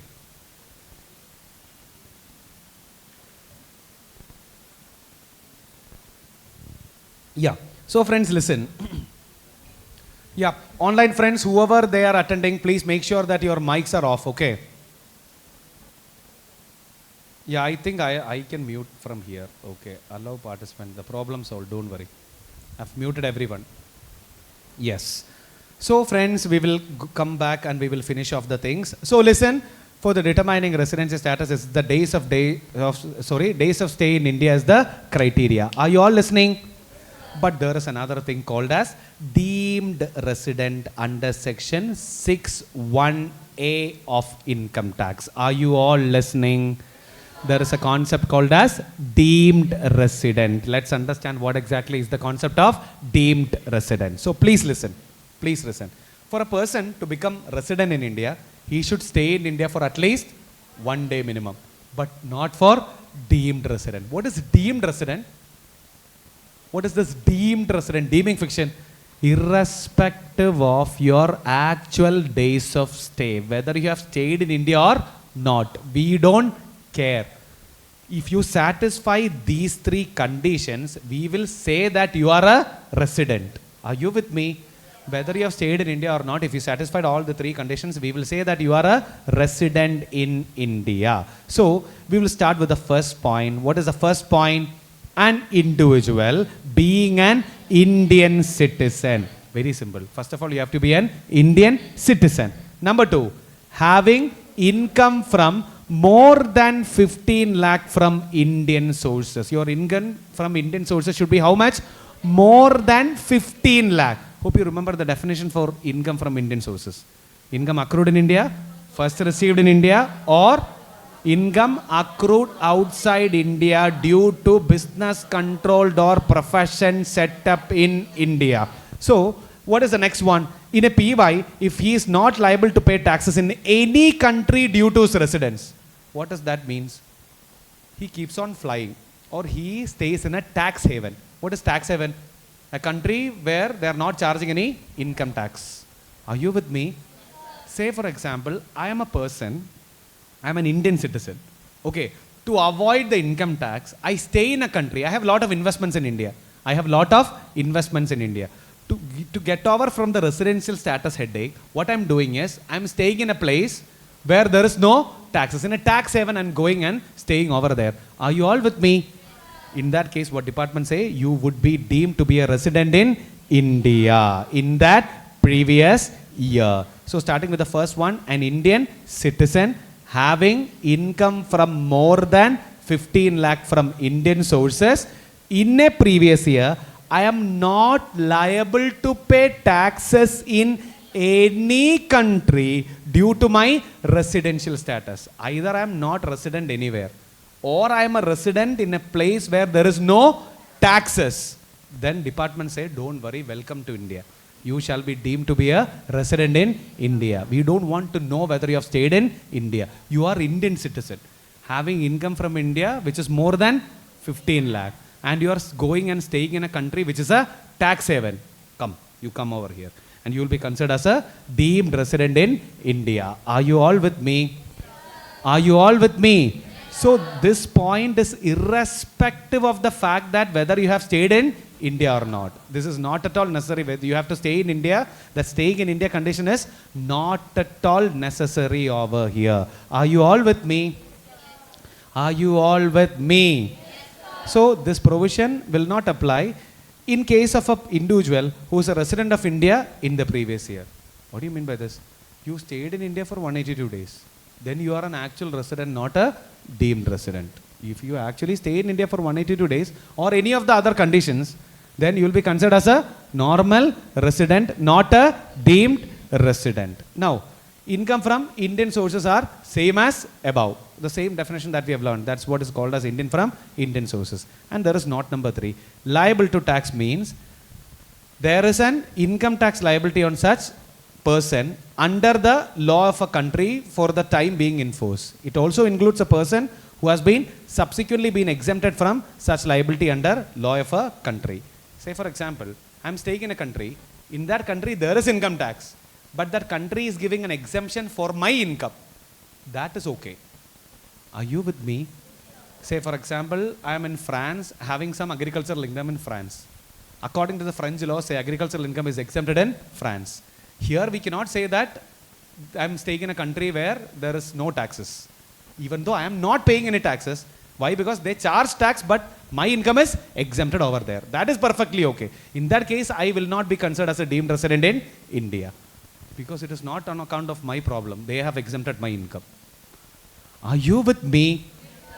So this is how you have to determine the residency status of a deemed resident. So we have discussed actual residence and deemed residence. Actual resident based on the number of days of stay. Deemed resident based on 3 conditions. Indian citizen, 15 lakh, and not paying taxes in any country due to the residence. In that case, you will be considered as a deemed resident in India. Are you all with me? Online friends, I hope it is clear for you. Now, moving on. So moving on to the next one. Now, once if we have discussed determine the residential status, the second thing to do is what? You need to split that residential status into 2. If you are a resident, then we will call you as either ROR or RNOR. What is ROR? Resident and ordinary resident. What is RNOR? Resident but not ordinary resident. What is the purpose of splitting you into ROR and RNOR? I will tell you later. First of all, let's complete what is ROR and RNOR. Thereafter, I will discuss what is the purpose of splitting this ROR and RNOR. So let's understand who is an RNOR. If you know who is RNOR, others will be ROR. Are you with me? So let's understand who are RNOR. So can you read this green box?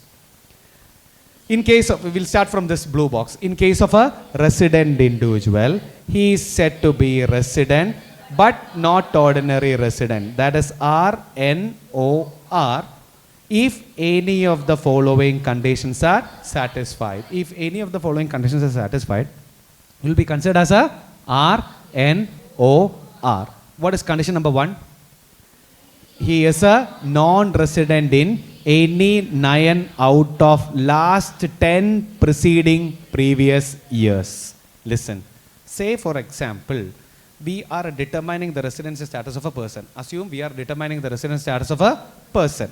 Now, say the relevant previous year is 2023-24. The relevant PY is 2023-24. In 23-24, say either 182 days condition or 60 plus 365 day condition, I become what? Resident. I become what, friends? Resident. Now, once if I become resident, then we need to check whether I am ROR or RNOR. Once we have determined the residential status, we need to check whether I am an ROR or RNOR. You tell me, how do we determine whether I am an ROR or RNOR? First condition, what they say is, you go check the residency status of the past 10 previous years. Immediately 10 previous years. Which all are the immediately 10 previous years? 22-23, 21-22, 20-21, 19-20, 18-19, 17-18, 16-17, 15-16, 14-15. I think it's 10. Right? 1, 2, 3, 4, 5, 6, 7, 8, 9 and 13, 14. These are the past 10 previous years. Now listen. In this 10 preceding previous years, say you need to check the residential status each year. You need to check the residential status each year. Then in this each year, out of this 9 out of 10 if I am a non-resident. Out of this 9 out of 10 if I am a non-resident, then I will be considered as what? An RNOR this year. Are you all with me? Are you all with me? Yes. To revise basic salaries, IFP and discuss RTPs and previous year questions. What is this? Is that a doubt or something? All right. So, listen friends. So, the point is, what they are saying is, say if you are a resident in 23-24, to check whether you are ROR or RNOR in 23-24, you need to check the residency status of last 10 preceding previous years. Are you all with me? Are you all with me? In 9 out of 10 last 10 preceding previous year, if I am a NR, that means I am a resident but not ordinary resident. Forget about technicality. In common layman's language, what do you mean by an ordinary resident? What might be ordinary resident? Every year I am a resident. Then I will be a ordinary resident, just like locals. Yes or no? Every year I am a non-resident. This year accidentally I become a resident. Normally I am a non-resident, and this year I accidentally become a resident. Then you are a resident but not ordinary resident. Are you with me? But income tax department cannot say accidentally and all, because then it will be subjected to a lot of interpretations. You are subjected to some accident or something. Yeah, because the interpretations is very critical. So what they are saying is, you do one thing, you check the residency status of the past 10 years. Out of that, 9 out of 10, if you are NR, 10 out of 10 is also fine. Are you with me? 9 out of 10, minimum out of 10 years, 9 years you have to be a non-resident. Then we will call you as an RNOR this year. Because for the last 10 years, out of that, in 9 you are NR. That means no problem, you will be considered as an RNOR this year. Are you all with me? Are you all with me? Moving on to the second case, OR. These are actually OR. What is OR? If you satisfy first condition, then we can conclude that you are an RNOR. You are not satisfying first condition, then check the second condition. What is second condition? If total stay in India in the last 7 years preceding previous year is 729 days or less. Very simple. In the same example, you become a resident in 23-24. You need to check the total days of stay in 7 preceding previous. Which are the 7 preceding PY? 1, 2, 3, 4, 5, 6, 7. You check the number of days of stay in the 7 preceding PY. We check the number of days of stay in 7 preceding PYs. Then you tell me, in that 7 preceding PY, your days of stay is 729 or less. Your days of stay is what? 729 or less in immediately 4 preceding PYs. Not 4, 7 preceding PYs. Then you tell me what will be the conclusion. Again you will be considered as an RNOR which year? 23-24. Are you with me? Because 7 into 365 will be around 2500. Out of that only 729 days or less you stayed in India. So department say no problem, you will be considered as a resident.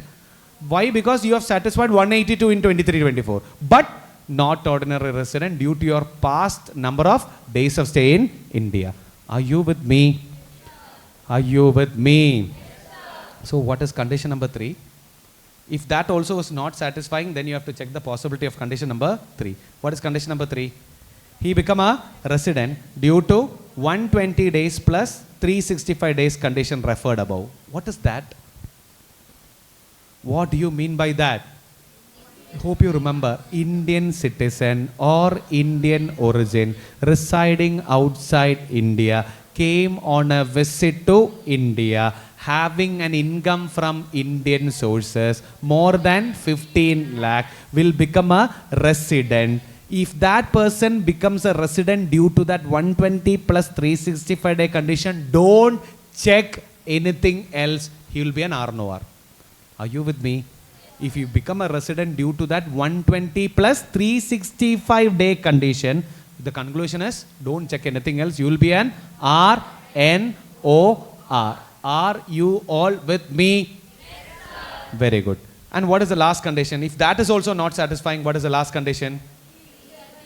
If you are a deemed resident, that means Indian citizen having a total income from Indian sources which is more than 15 lakh plus not paying taxes anywhere due to your residential status, then you will be considered as a deemed resident. Deemed residents are always RNOR.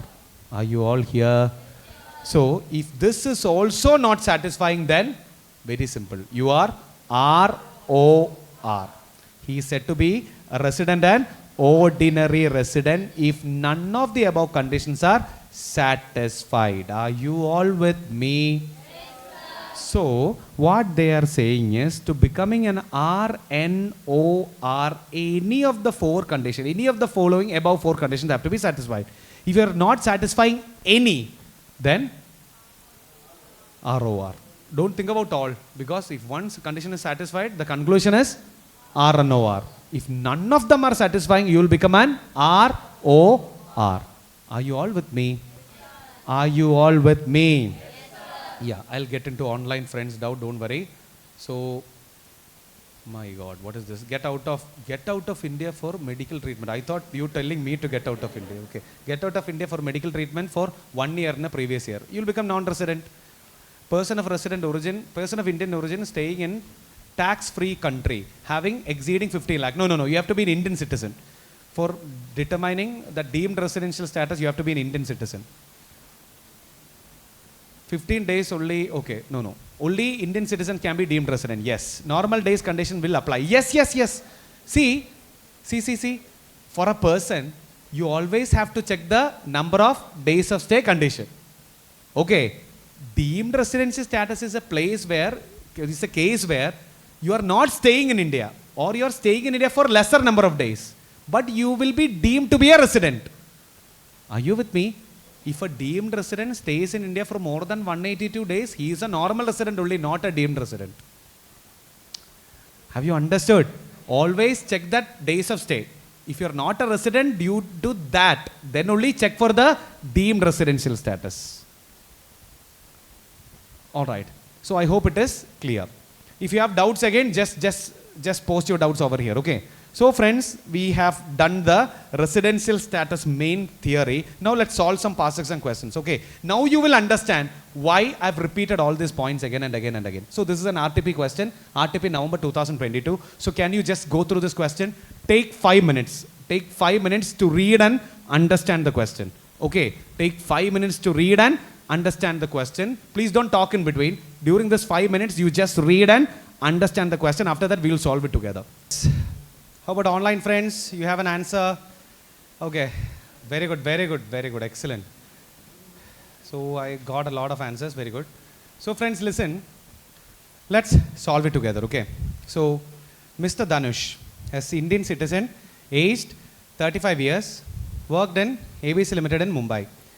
He got a job offer from XYZ Incorporate, USA on 1/6/22. He left India for the first time on 31st March 2022. So he left India in which year?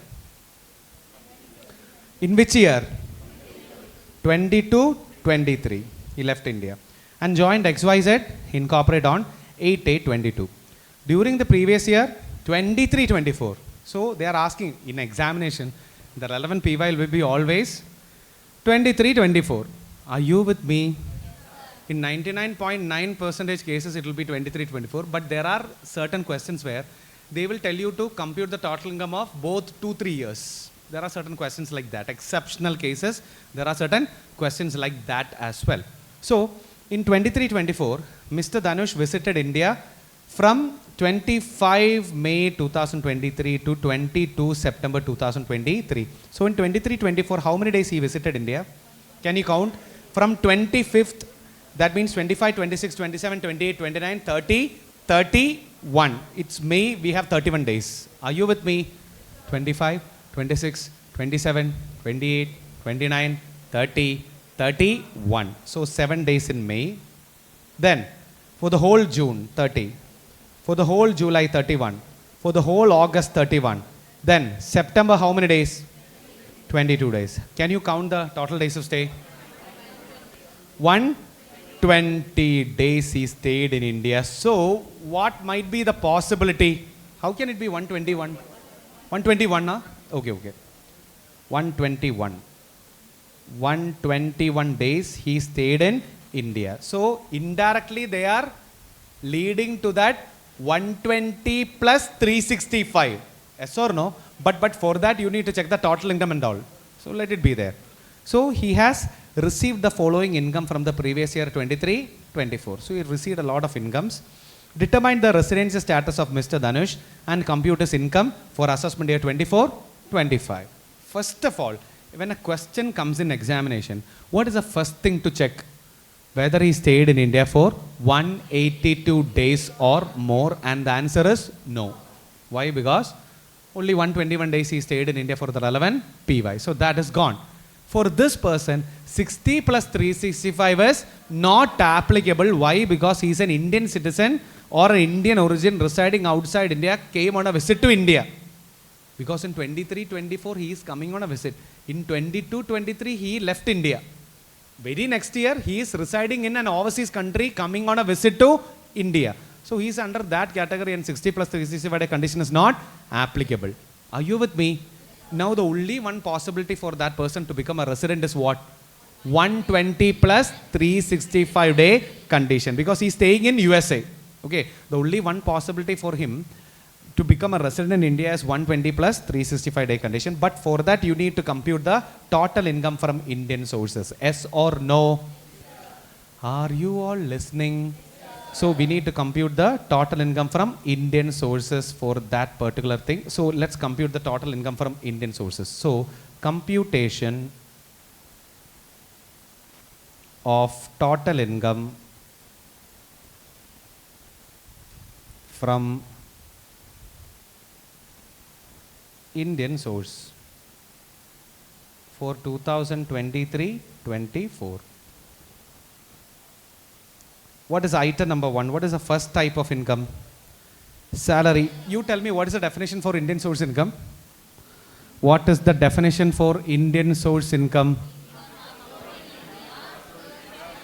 Income accrued in India plus first received in India plus accrued outside India or received outside India due to business controlled or profession set up in India. This is what is called as Indian source income for the purpose of counting that 15 lakh. Are you with me? First one, salary from XYZ Incorporate, USA, received in USA. Not accrued in India, not received in India. And it is a salary, so it has no connection with any business. So not considered for the purpose of counting 15. Are you with me? Now, second one, dividend from Indian companies. Obviously, it's an income from Indian company share, and hence it have to be considered as an income accrued in India. So we have to take dividend income from India. So dividend from Indian company. How much is that amount? 5,50,000. Obviously, you have to consider. Then, what is next? Agricultural income from land situated in Punjab. So it is an exempted income under section 10 subsection 1.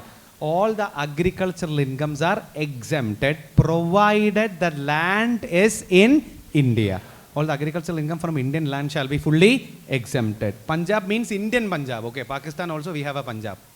But when they say simply Punjab, it is Indian Punjab only. Are you with me? Don't assume it is Pakistan and all. Now, moving on to the next one. Rent received or receivable from house property in Lucknow. House property in Lucknow means India. You have a rent. And how much is the total rent? 4 lakh. But don't take that entire 4 lakh. Why? Because from rental income, every person can claim dash. Standard deduction 30%. Hope you remember. From net annual value, you can always deduct standard deduction as well as interest on loan. We will discuss house property, okay? But for the time being, hope you remember it from your regular days. So what you can do is, rental income is 4 lakh 30. Rental income is 4 lakh, right? 4 lakh. From that you can deduct what? Minus standard deduction at 30%. And can you help me? How much is 30%? 1,20,000. You deduct that. How much will be the net income? 2,80,000 will be your net income. Let it be there. And what is next? Profit from a profession in USA. So accrual is in USA. But which was set up in India. Received there. There means where? USA. Hope you remember our Japan example. I have a profession in Chennai. I got an assignment in Japan. So where I went to Japan, completed my assignment in Japan and received my income in Japan. But I have a profession in Chennai. Due to that only I got a work in Japan. Something similar to that. Here they are using USA. Are you with me?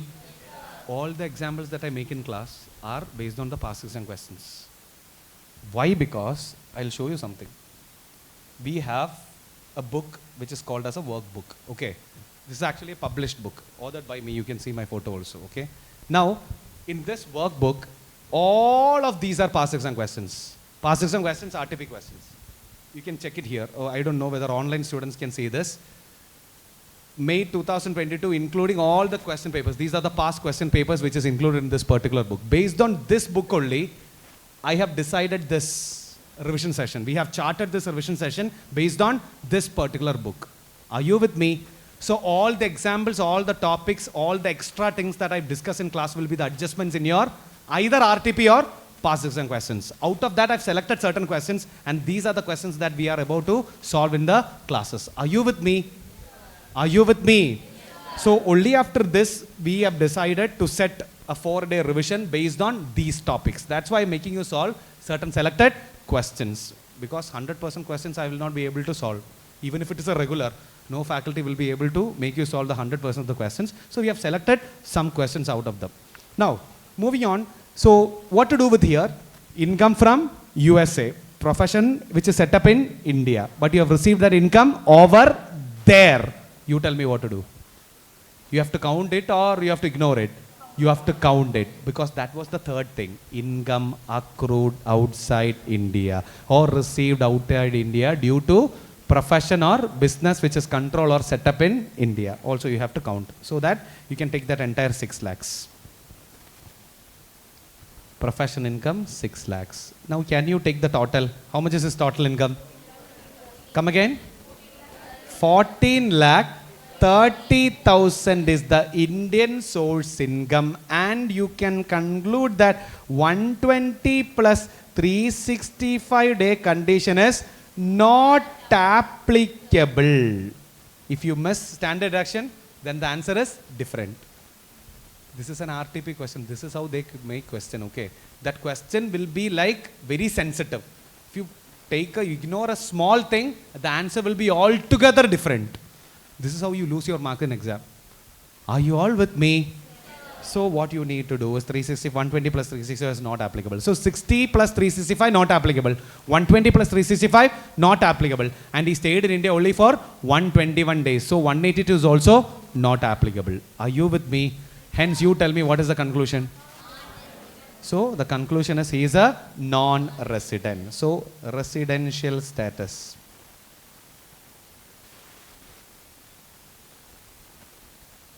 Non-resident. And if he is a non-resident, then tell me, you need to compute the total income as well. They are asking us to compute what? Total income as well. Are you all with me? Now we need to compute as total income based on that NR status. Are you all here? Are you all here? Before solving that part, I'll give you another explanation. Before solving that part, let me give you another explanation. So friends, tell me, what was the very purpose of determining residency status?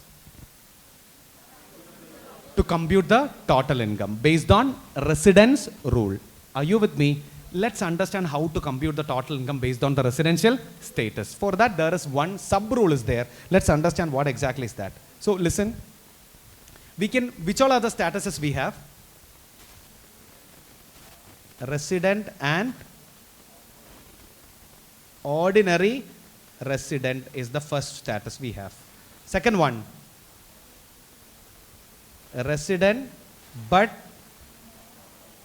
not ordinary resident. That is the second one you have. And you have one more. What will be that? Non-resident. So you have 3 statuses: ROR, RNOR, NR.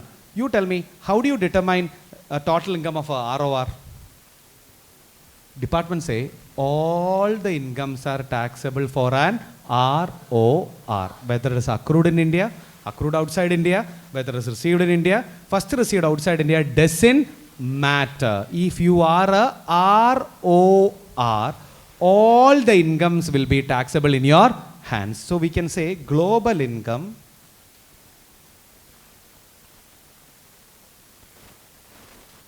shall be taxable, or we can say global income shall be taxable for an ROR. If you are a ROR, the entire income, that means wherever you earn an income, whether it is accrued in India or outside India, doesn't matter, that shall be fully taxable in India. Are you with me? Are you with me? What if you are an NR? We'll complete NR, then we will come to RNOR. Okay. What about NR? You tell me, think and tell me, which all are the incomes taxable for an NR? If an income's source is in India, that means either accrual or first receipt. That income accrued outside India due to business or profession set up in India have to be counted only for that 15 lakh purpose. Only for determining the residential status. For an NR, his scope of total income will be income accrued in India or first received in India, or first received in India shall be taxable. Either it have to be accrued in India or it have to be first received in India for taxing an income if your status is NR. Are you with me? Now there is a thing which is not an ROR, not an NR. In between there is a thing. Who is that in between guy? RNOR. And how about his? His taxable income shall be same as that of NR. I will say his taxable income is same as that of NR. That means income accrued in India as well as first received in India will be taxable in the hands of RNOR as well. Along with that, one more item will be taxable. What is that? Income accrued or arised outside India due to business control from India or profession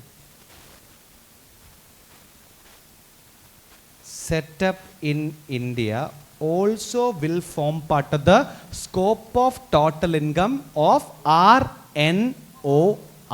So RNOR and NRs are bye-bye.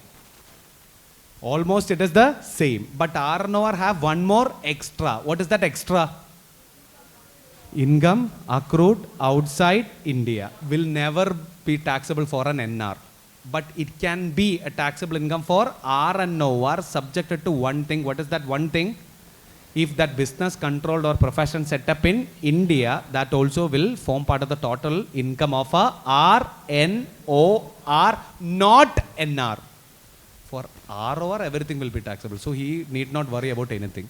Because you are a resident in India, you have to pay the taxes. Then only the country will grow. NR is earnings from income from India. Because you are earning economic activity happening in India, pay the taxes. Then only in future you will be able to do more economic activity in India. RNOR, you are a resident, varu ana varadu, something like that. You are a resident, but not an ordinary resident. So income accrued in India, first received in India, plus income accrued outside India due to business controlled or profession set up in India also will form part of the scope of total income. Is this clear? Is this clear? Yes, and actually this is the first thing in our note. Okay, this is the first thing in our note. But we started with the residency status, completed that, then we are coming back to that particular point. Now friends, listen. Listen, coming back to the question. In the question, we were discussing about what? The residential status determination, and as per the question, what is the residential status?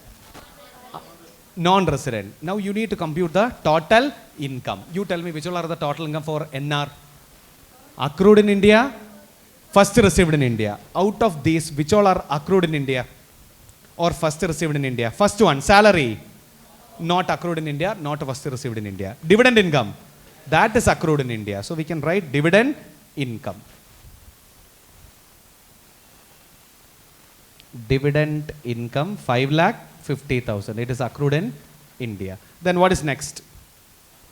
You have agricultural income. Yes, it is accrued but exempted. It is accrued in India because the land is in Punjab. It is accrued but exempted. So you don't have to count that. Rental income from Lucknow. Yes, accrued in India, subjected to standard deduction, and the net income will be 2 lakh 80. So rent we can say 2 lakh 80. Then how about the last one? Profit from profession in USA, accrual USA. But you have a setup in India. No worries because you are NR. And you received it there. That means in USA. That means receipt is in USA. If received here, then answer would have been different. So one word, different answer. Are you with me? That much sensitive is income tax. Are you all here? Are you all here? So I cannot simply rush through the topics. If I simply rush through the topics, within 4 days I'll be able to cover a lot of topics, but it will be useless. Trust me on this. If I cover a lot of topics in a summarized manner, it will be useless for you because in examination every question will be in an in-depth manner. They will only test those questions which are very depth. So it is always better to cover everything in deeper rather than discussing everything. Okay. So you tell me how much is his taxable total income? 8 lakh 30. You don't have to count that last item because the status is NR. So the total income will be 8 lakh 30 and residence status will be NR. Is that clear? Is that clear? Now let me address online doubts. Okay. Sir, your voice is not audible. My God. Is there a problem with my voice? Please respond, guys. Is there a problem with my voice?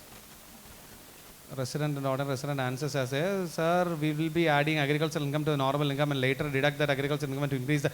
No, that is partial integration. But you don't have to add it with the total income, okay? Thiru, you don't have to add it with the total income because when you compute total income, exempted incomes are always outside the scope. That is partial integration. That is required only when you compute the tax liability. Okay.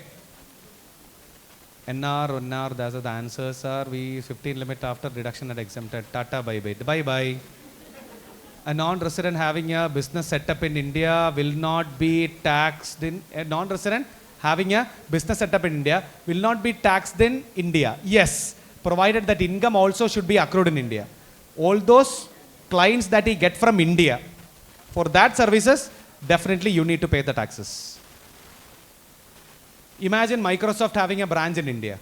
Okay, only those activities in this branch will be taxable in India, right? Microsoft head office is not required to come to India and pay the taxes. It is something like that. Voice no problem. Sir, can you please show the ROR and RNOR page for a minute? Sure. Clear? No? Okay, I think it's audible, no, fine. Yeah. Good level of teaching, motivation. Thank you. Crystal clear, both concept voice. Very good. Sir, after 15 limit after deduction and exemption. Yes. That is total income. That's why you use the word total income from Indian source. What is total income? Total income computed as per the income tax law. All the deductions, exemptions you have to consider. Now it's clear, but NR example didn't get to me. Okay, so hope you understood. Okay, sir, 6 lakh resident but not ordinary resident, sir. 6 lakh resident. Actually, I didn't get your question. Can you be more elaborate? Sir, why not taking the profits from business? NR, Archana. Why? Because for an NR, how do you determine the scope of total income? Listen here. Income, either it have to be accrued in India or first received in India. See, when it comes to that last point, the profit is from USA. So accrual, USA. Received there. There means where? USA. So the first receipt also in USA. So for an NR, first receipt USA and accrual also USA. Hence not taxable. Got it? Super concept clarity. Thank you, guys. A non-resident having a business set up in India will not be taxed in India. Yes, that's what I said. That Microsoft branch. Okay. Imagine Microsoft USA company. Can Indian government say that you have a branch in India, you have to pay the taxes for your global income? In that case, India will be the richest country in the world. Yeah. Come again, I didn't hear. If US is a tax haven, different story. You have to check for the deemed residency status also, but only 14 lakh 30, so he will not be a deemed resident as well. Is that clear? Great, great, great. He will be taxable for the Indian source income. Yeah. Sir, for NR is income accrued and received in India or accrued or either accrued or received. Yes. 120 days condition we add professional income. For checking that 120 days condition, your income from Indian sources should be more than 15, right? For computing that 15, you have to add income accrued outside India due to business control or profession set up in India. Yes, it is like that. Yeah. All right, friends. So, shall we go for a break? So, how much time you want? 11:15. Okay, agreed. So, go relax and come back at 11:15. Okay, go, go, go. Please be on time, okay? Otherwise, you will lose the concept. So, please be on time. Yes, so friends, let's continue our discussion. We were discussing, what is this? Yeah. So we were discussing residency status. Now let's continue some more. Let's solve one more question, which is related to deemed resident. Okay. It's November 2022 6-mark question. So can you just read question number 2 in 5 minutes and give me the answer? So let's solve it together, friends. So let me read the question from here. Mr. Sarthak and individuals. So friends, one more thing. See, listen. In exam, definitely they will create something new. Are you all with me? Whenever you see a question, what you should do is read it peacefully, okay? Read it peacefully and understand what is the circumstance. Don't imagine, oh, this question I have never seen in my life. Gone. Don't write the exam with that mindset. Whenever you write, always expect a new question in exam. Are you with me? Always expect a new question in exam. Always try to read the concept, understand the concept, then go write the exam confidently. That is more than enough. It is not necessary that the question that you have done should come just like a copy paste and all. Don't expect that. If it comes like that, take it. Okay, that's it. Don't expect that. If comes, take it. That's it. So, Mr. Sarthak, an individual and an Indian citizen. Okay, so they are saying Indian citizen living abroad, Dubai. Okay, Dubai. You know about the Dubai. They themselves are saying a tax haven. What is tax haven? We can say tax haven. Normally it is pronounced as tax haven. What is tax haven?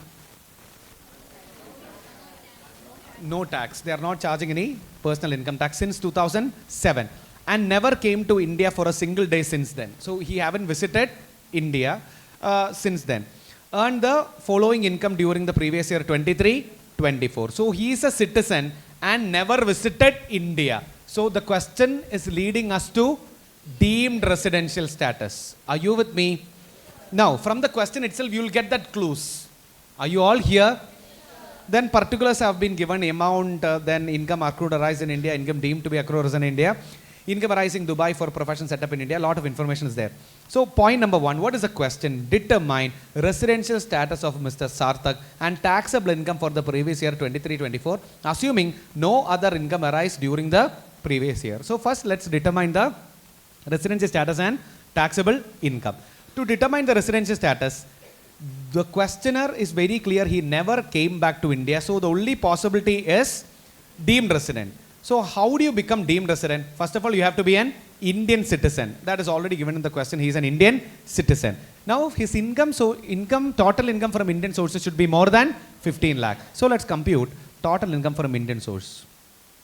Compute total income from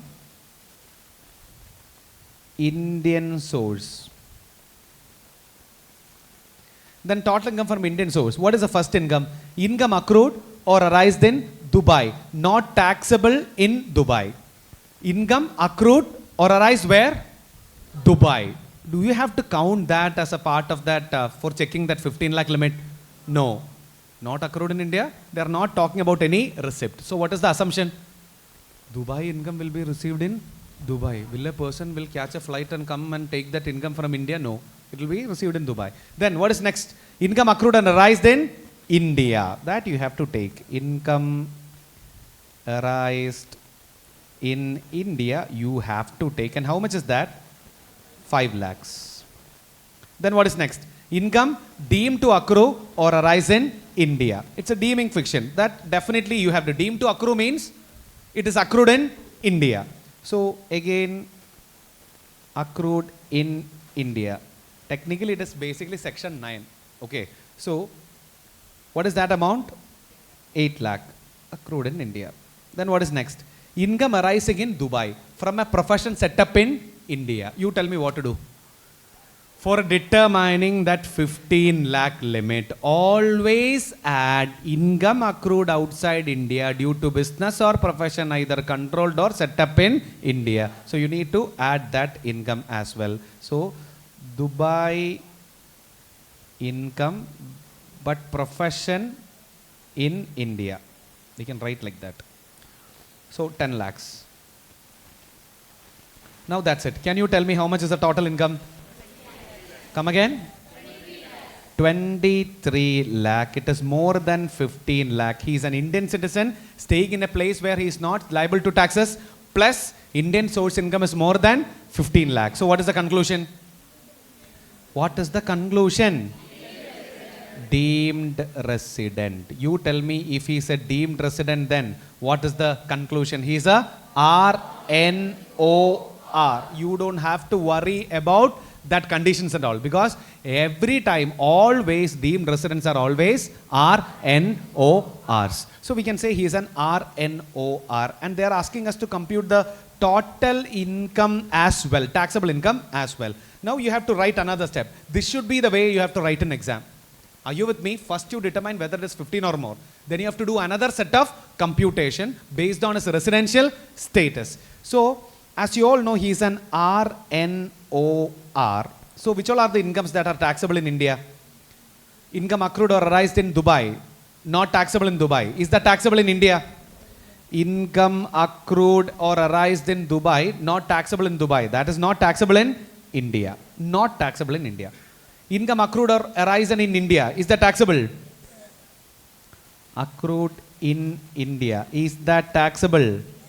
Yes. 5 lakhs shall be taxable in India. Then income deemed to accrue or arise in India. Is that taxable?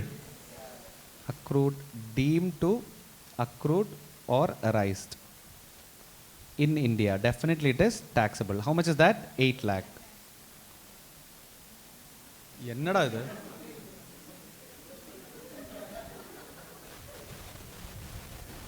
Hey, yarada adu? The madari comedy piece ellam pannade, okay? Now, what is next? Income deemed to accrue or arise in India. Then, income arising in Dubai from a profession set up in India. So, what is that? Income arising in Dubai from a profession set up in India. What to do? He is an RNOR. Do you remember what happens if you are a RNOR? Accrual, first receipt, and income accrued or arise outside India due to business controlled or profession set up in India also have to be added. Yes or no? So you also have to add that. So what is that? 10 lakh. So we will write Dubai income, profession in India. That will be 10 lakh. So the amount is same, 23 only. Are you all with me? Are you all with me? Yes, sir. Very good. Now friends, listen. What is next? Second, there is one more question. What would be your answer if income arising in Dubai from profession set up in India is 2 lakh instead of 10? If this is 2 lakh instead of 10, then what would be the answer? If this is 2 lakh, then what will be the total income? It would be exactly 15 lakh. If the total income is exactly 15 lakh, then he is NR. He is not RNOR, he will be NR because he haven't stayed in India and he is not a deemed resident as well. So his status will become NR. If he is an NR, you tell me out of this, which all are the income taxable in India? First one, income accrued or arised in Dubai. Anyways, not taxable. Number two, income accrued or arise in India, taxable. Income deemed to accrue or arise in India, taxable. Income arising in Dubai from a profession set up in India, not taxable. Are you with me? If his status is NR, only these two incomes will be taxable in India. And how much is the total of these two? 13 lakhs. Is that clear? Is that clear? Now, they are asking one more question. What is the third question they are asking? What would be your answer if Mr. Sarthak born in Dubai and his parents are born in India? He born in Dubai and his parents are born in India. You tell me what should be the answer? He will be considered as a... but there is a thing is there. If he is born in India, sorry, he is actually born in Dubai and his parents are born in India. So there is actually a problem. According to the original law, you cannot be a citizen of Dubai simply by birth. It's not possible. You have to be an Emirati. Okay. Actually, it is like that. You have to be a pure Emirati. Then only you will become citizen. It is not like India. You cannot simply come and apply for the citizenship. You cannot go there and apply for the citizenship. So this question, you can answer in two ways. Because in the original answer given by the ICAI, they are giving alternate answer. Because it is not necessary that you should know the citizenship rule of Dubai. I told you that you cannot be a citizen in Dubai. Maybe some of you might be knowing this law. Are you all here? So to become a citizen in Dubai, you have to be an Emirati. That means you have to be a pure Dubai race or GCC country from itself. You have to be from. Here he settled over there and his parents are actually Indians. So what to do? You can answer it in two ways. Option number 1. He is considered as a Indian citizen only. He cannot be a Dubai citizen. Why? Because you cannot get the citizenship by out of birth over there. Are you with me? That is option number 1. If we are assuming that, then what is the answer? No change in the answer. The answer will be the same as Q1. Are you all here? And if you are assuming that he is a citizen of Dubai, then what will be the answer? Non-resident. And the answer will be the same as of 2. Are you all here? Not 2, then income will be, I will do it together, okay, don't worry. So, option 1. Option 1, assuming Mr. S is a citizen of Dubai. Assuming Mr. S. Sarthak is a citizen of Dubai. If he is a citizen of Dubai, then he is not a deemed resident in India.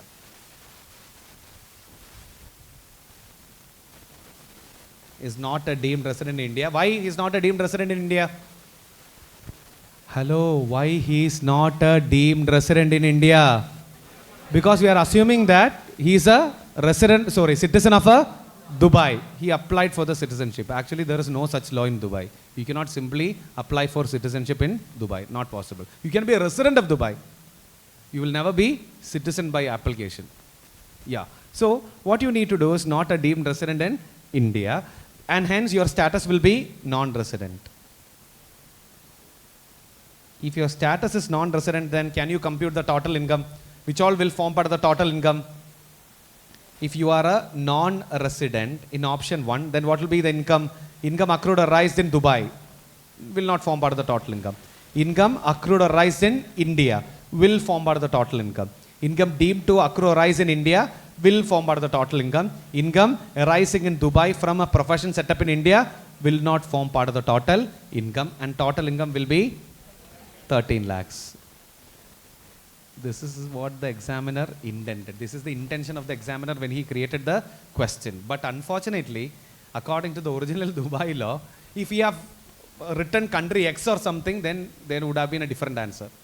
Okay, if you have written country X or something, there would have been a different answer. But what to do? He want to make it realistic. That's why we have written Dubai over there. Unfortunate. So, what is option number 2?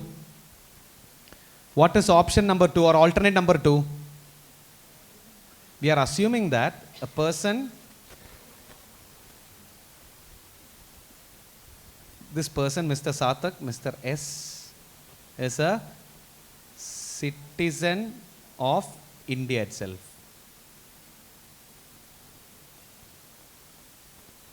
All right, he is a citizen of India itself. So if you are assuming like that, then what is his status? What is his status? Deemed resident, that too RNOR. So we are saying that deemed resident RNOR. Then how much will be his total income?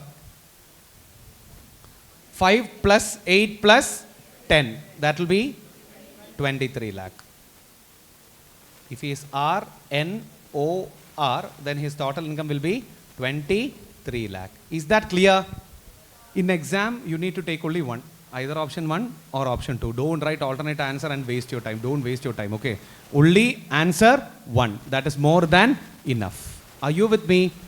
If the position of the question is not clear, then always go for an assumption and write the assumption. Are you with me? In my personal opinion, this is the better assumption. This was the intention. But you can assume like this also. Are you with me? Option 1 will be more better. Okay. Yes. Yes. Yes. Indian origin will not become a deemed resident.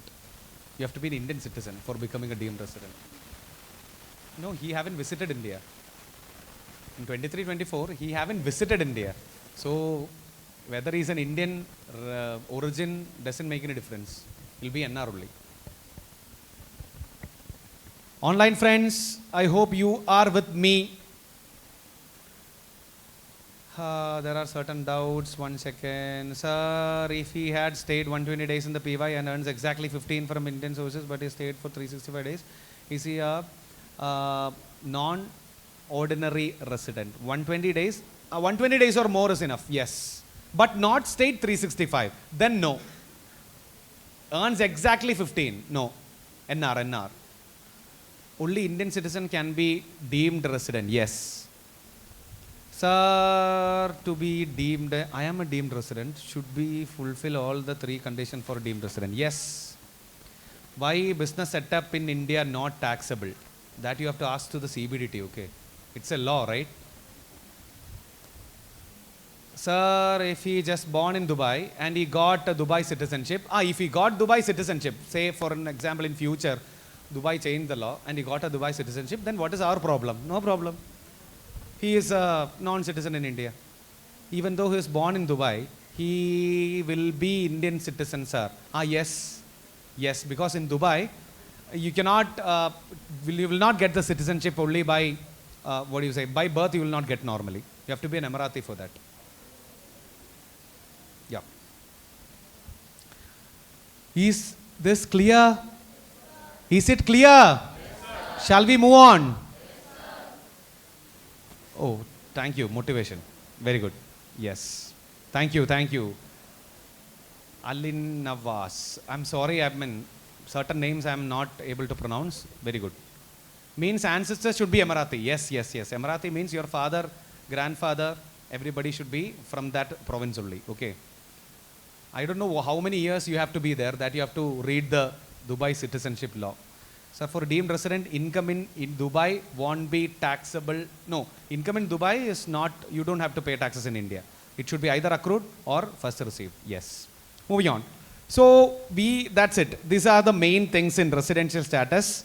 But when you are going for exam, do refer section 9 also. Okay, do refer section 9 also. That is deemed income as well. Are you with me? Are you with me? Yes. So these are the main things that I want to discuss. And I think one more question we have. Yes, we have one more question in residence status. May 2023, 3 mark. So can you solve this? This will be some variety. I don't exactly remember this question, but just solve it.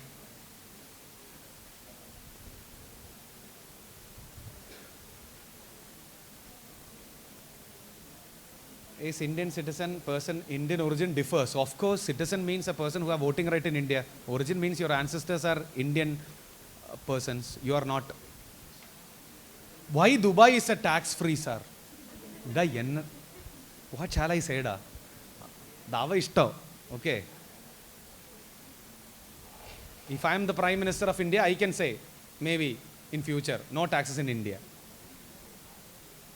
Dubai is already rich, they don't have to collect any taxes. It's not like India. Oman is going to introduce tax soon. Okay. Corporate tax. You have corporate tax over there, okay. We are studying Indian income tax law, okay. Stick on to that. Idu mudi, adukapra adu padi, okay.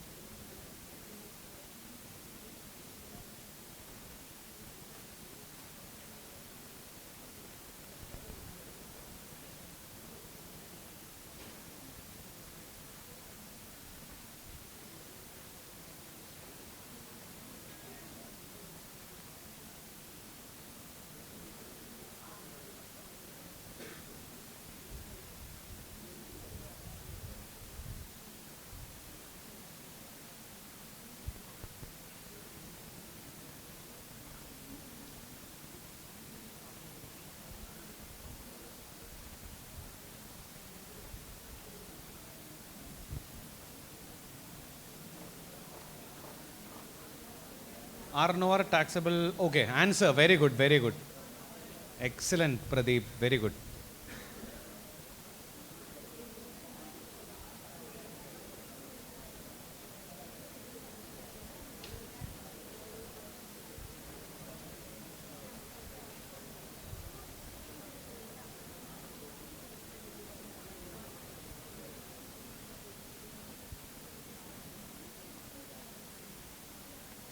Taxable income 16.5. Very good.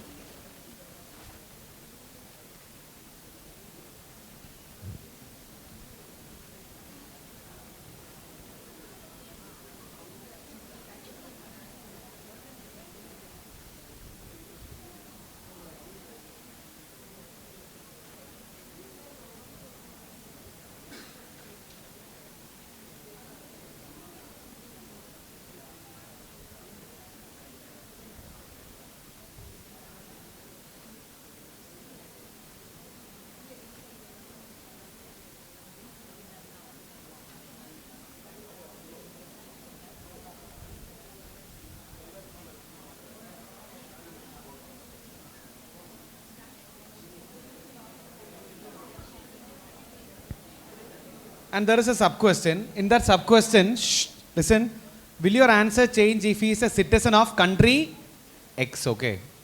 Yeah. There is a typo error. Country X.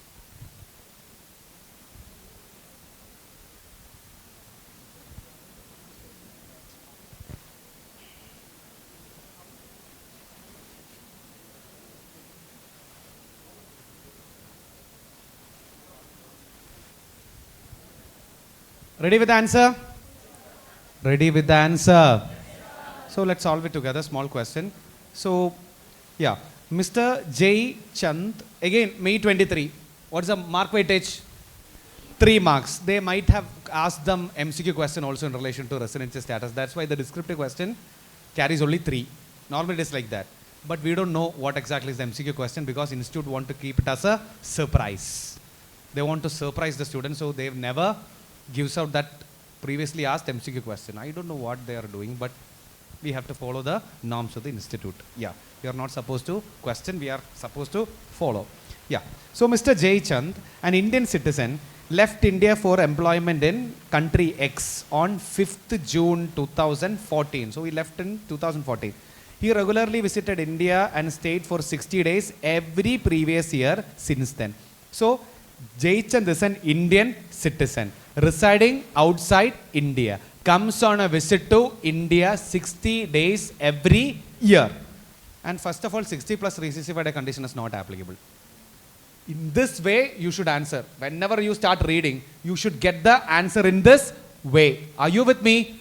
I hope you are doing it right now. You will be able to, you are getting the answer like that. That's why we should understand the concept rather than by-hearting the number of days. Are you all here?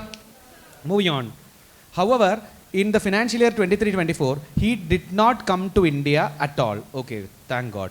So that we don't have to count. He owns a commercial building in Delhi, fine, which is let out. He has also set a retail store in India, which is controlled by his brother from India. He provides the following information to you regarding his income for the financial year 23-24. So they are saying Indian citizen, residing outside India, comes on a visit to India every year 60 days.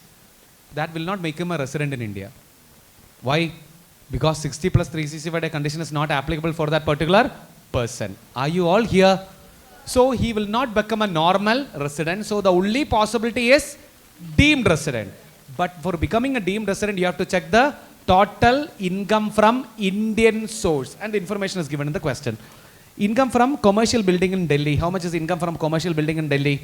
12 lakh. Computed as per the provisions of Income Tax Act. What is this computed? After every deduction. If the question uses the word computed, then what does that mean? There are certain words. In examination, you have to be very careful with certain words. Listen. Okay, this is actually a common note, nothing relation to this question. If they are simply saying rent received or rental income, say they are simply saying rent. We can say simply saying what? Rent. That means what? It is not subjected to deduction. Are you all with me? If they are using the word rent computed, then what does that mean? Every standard deduction and other deduction have been already adjusted. Now they will use another word, net. Dividend received, net. They will use the word net. What does that mean?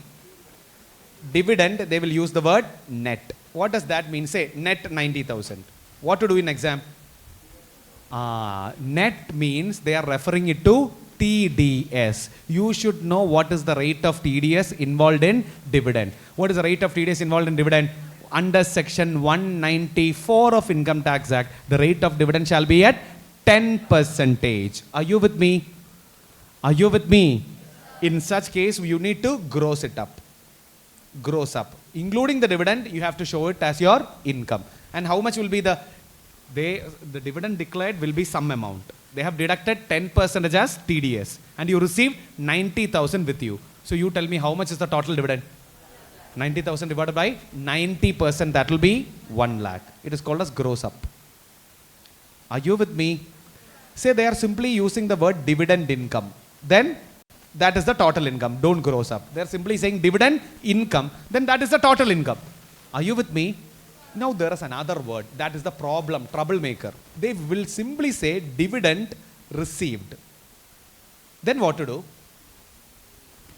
It has two interpretations. Number one, every person who declares dividend is subjected to deduct TDS.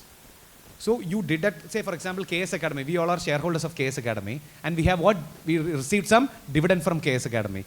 When they are saying received some dividend from KS Academy, that is always net. This is the most logical assumption. So we need to gross it up. But in certain past exam questions, they are not grossing it up. They are assuming it as gross. This is there in finals also. And inter as well as in final, these kinds of things are there. So what to do? Write the note. And what should be the note? Under section 194, dividend for TDS is 10%. We know that. That is the point. You have to communicate that you know the dividend consent. But I am assuming that it is gross since the question is not clear. Or I am assuming that it is net so that I am grossing it up. Any answer you can write. Are you with me? Are you with me? Whenever the word received is there in the question, be a little cautious. Always write that TDS provision as a note. Either you gross it up or you consider it as gross. Both are fine. Is that clear? Alright, coming back to our question. Where were we? So whenever these things come to my mind, I'm directly shooting it, otherwise I'll forget. Okay, that's why in between I'm saying all these things. So 12 lakh is the income which is computed. Now, income from detail store, that also is computed, that is 4 lakh 50,000. How much is the total income from Indian source? 16 lakh 50,000. And it is more than 15 lakh. And hence, what is the conclusion? Deemed resident. He is a deemed resident. If he is a deemed resident, then one more conclusion you can write. What is that conclusion? RNOR. He is a deemed resident in RNOR. Now, country X does not tax any income on any individual on their income, as there is no personal income tax rate. All right, that also have to be checked. Okay, there shouldn't be any tax liability as well. Determine the residency status of Sri Chand. And what is the residency status? Deemed resident, RNOR. You have to write it like that. Don't write deemed resident alone. You will lose marks. You have to write deemed resident, and all the deemed residents are RNOR. Done. Now, will your answer change if he is a citizen of country X? What will be the answer? If he is a citizen of country X, he is not a deemed resident, and his days of stay is less also, and hence conclusion is a non-resident. Are you with me? Are you with me? Is that clear? Is this clear? Very good. And doubts, what is the doubt? Total income, deemed resident, okay, answers, very good, very good. Computed rent means deductions are subjected. Yes. He left India for employment, so 182 days condition is applied for him. Yes. Why we are taking the provisions of deemed resident? You count the number of days. You read the question properly. He stayed for 60 days every previous year since then. That means you don't have to take 182. He stayed in India for only 60 days. But he is not there in India for previous year 23-24. Then what is this sentence? He stayed for 60 days in every previous year. He's coming to India for 60 days every PY, okay? He's not stayed in India, so we will check deemed concept. Whether employment provision is only applicable for relevant PY? Yes. Again, one explanation. What is your doubt? This question, sir, exam la RNOR provision right pannanuma, sir. Yes. My Tamil is not that good, but I can understand, okay? When you chat, it is better to use English and Tamil mix, okay? Because I'm very bad in reading Tamil, so please don't misunderstand me if I read something wrong, okay?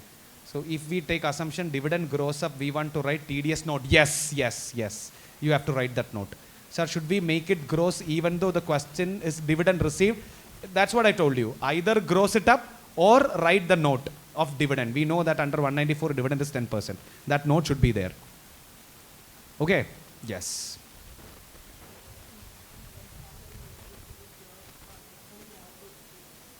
Salary, they are using the word net. No, normally they don't, because salaries are subjected to average rate. So the full details have to be provided for grossing it up. It's not like the other flat rates. Salary under 192 is average rate. So salary normally they will not say like that, because it's average rate. You should provide all the details for computing the TDS. They're using the word computed means they have deducted that 50,000 standard deduction and all. Yes. To purchase recorded lectures and textbooks, visit our website www.cajoskorean.com.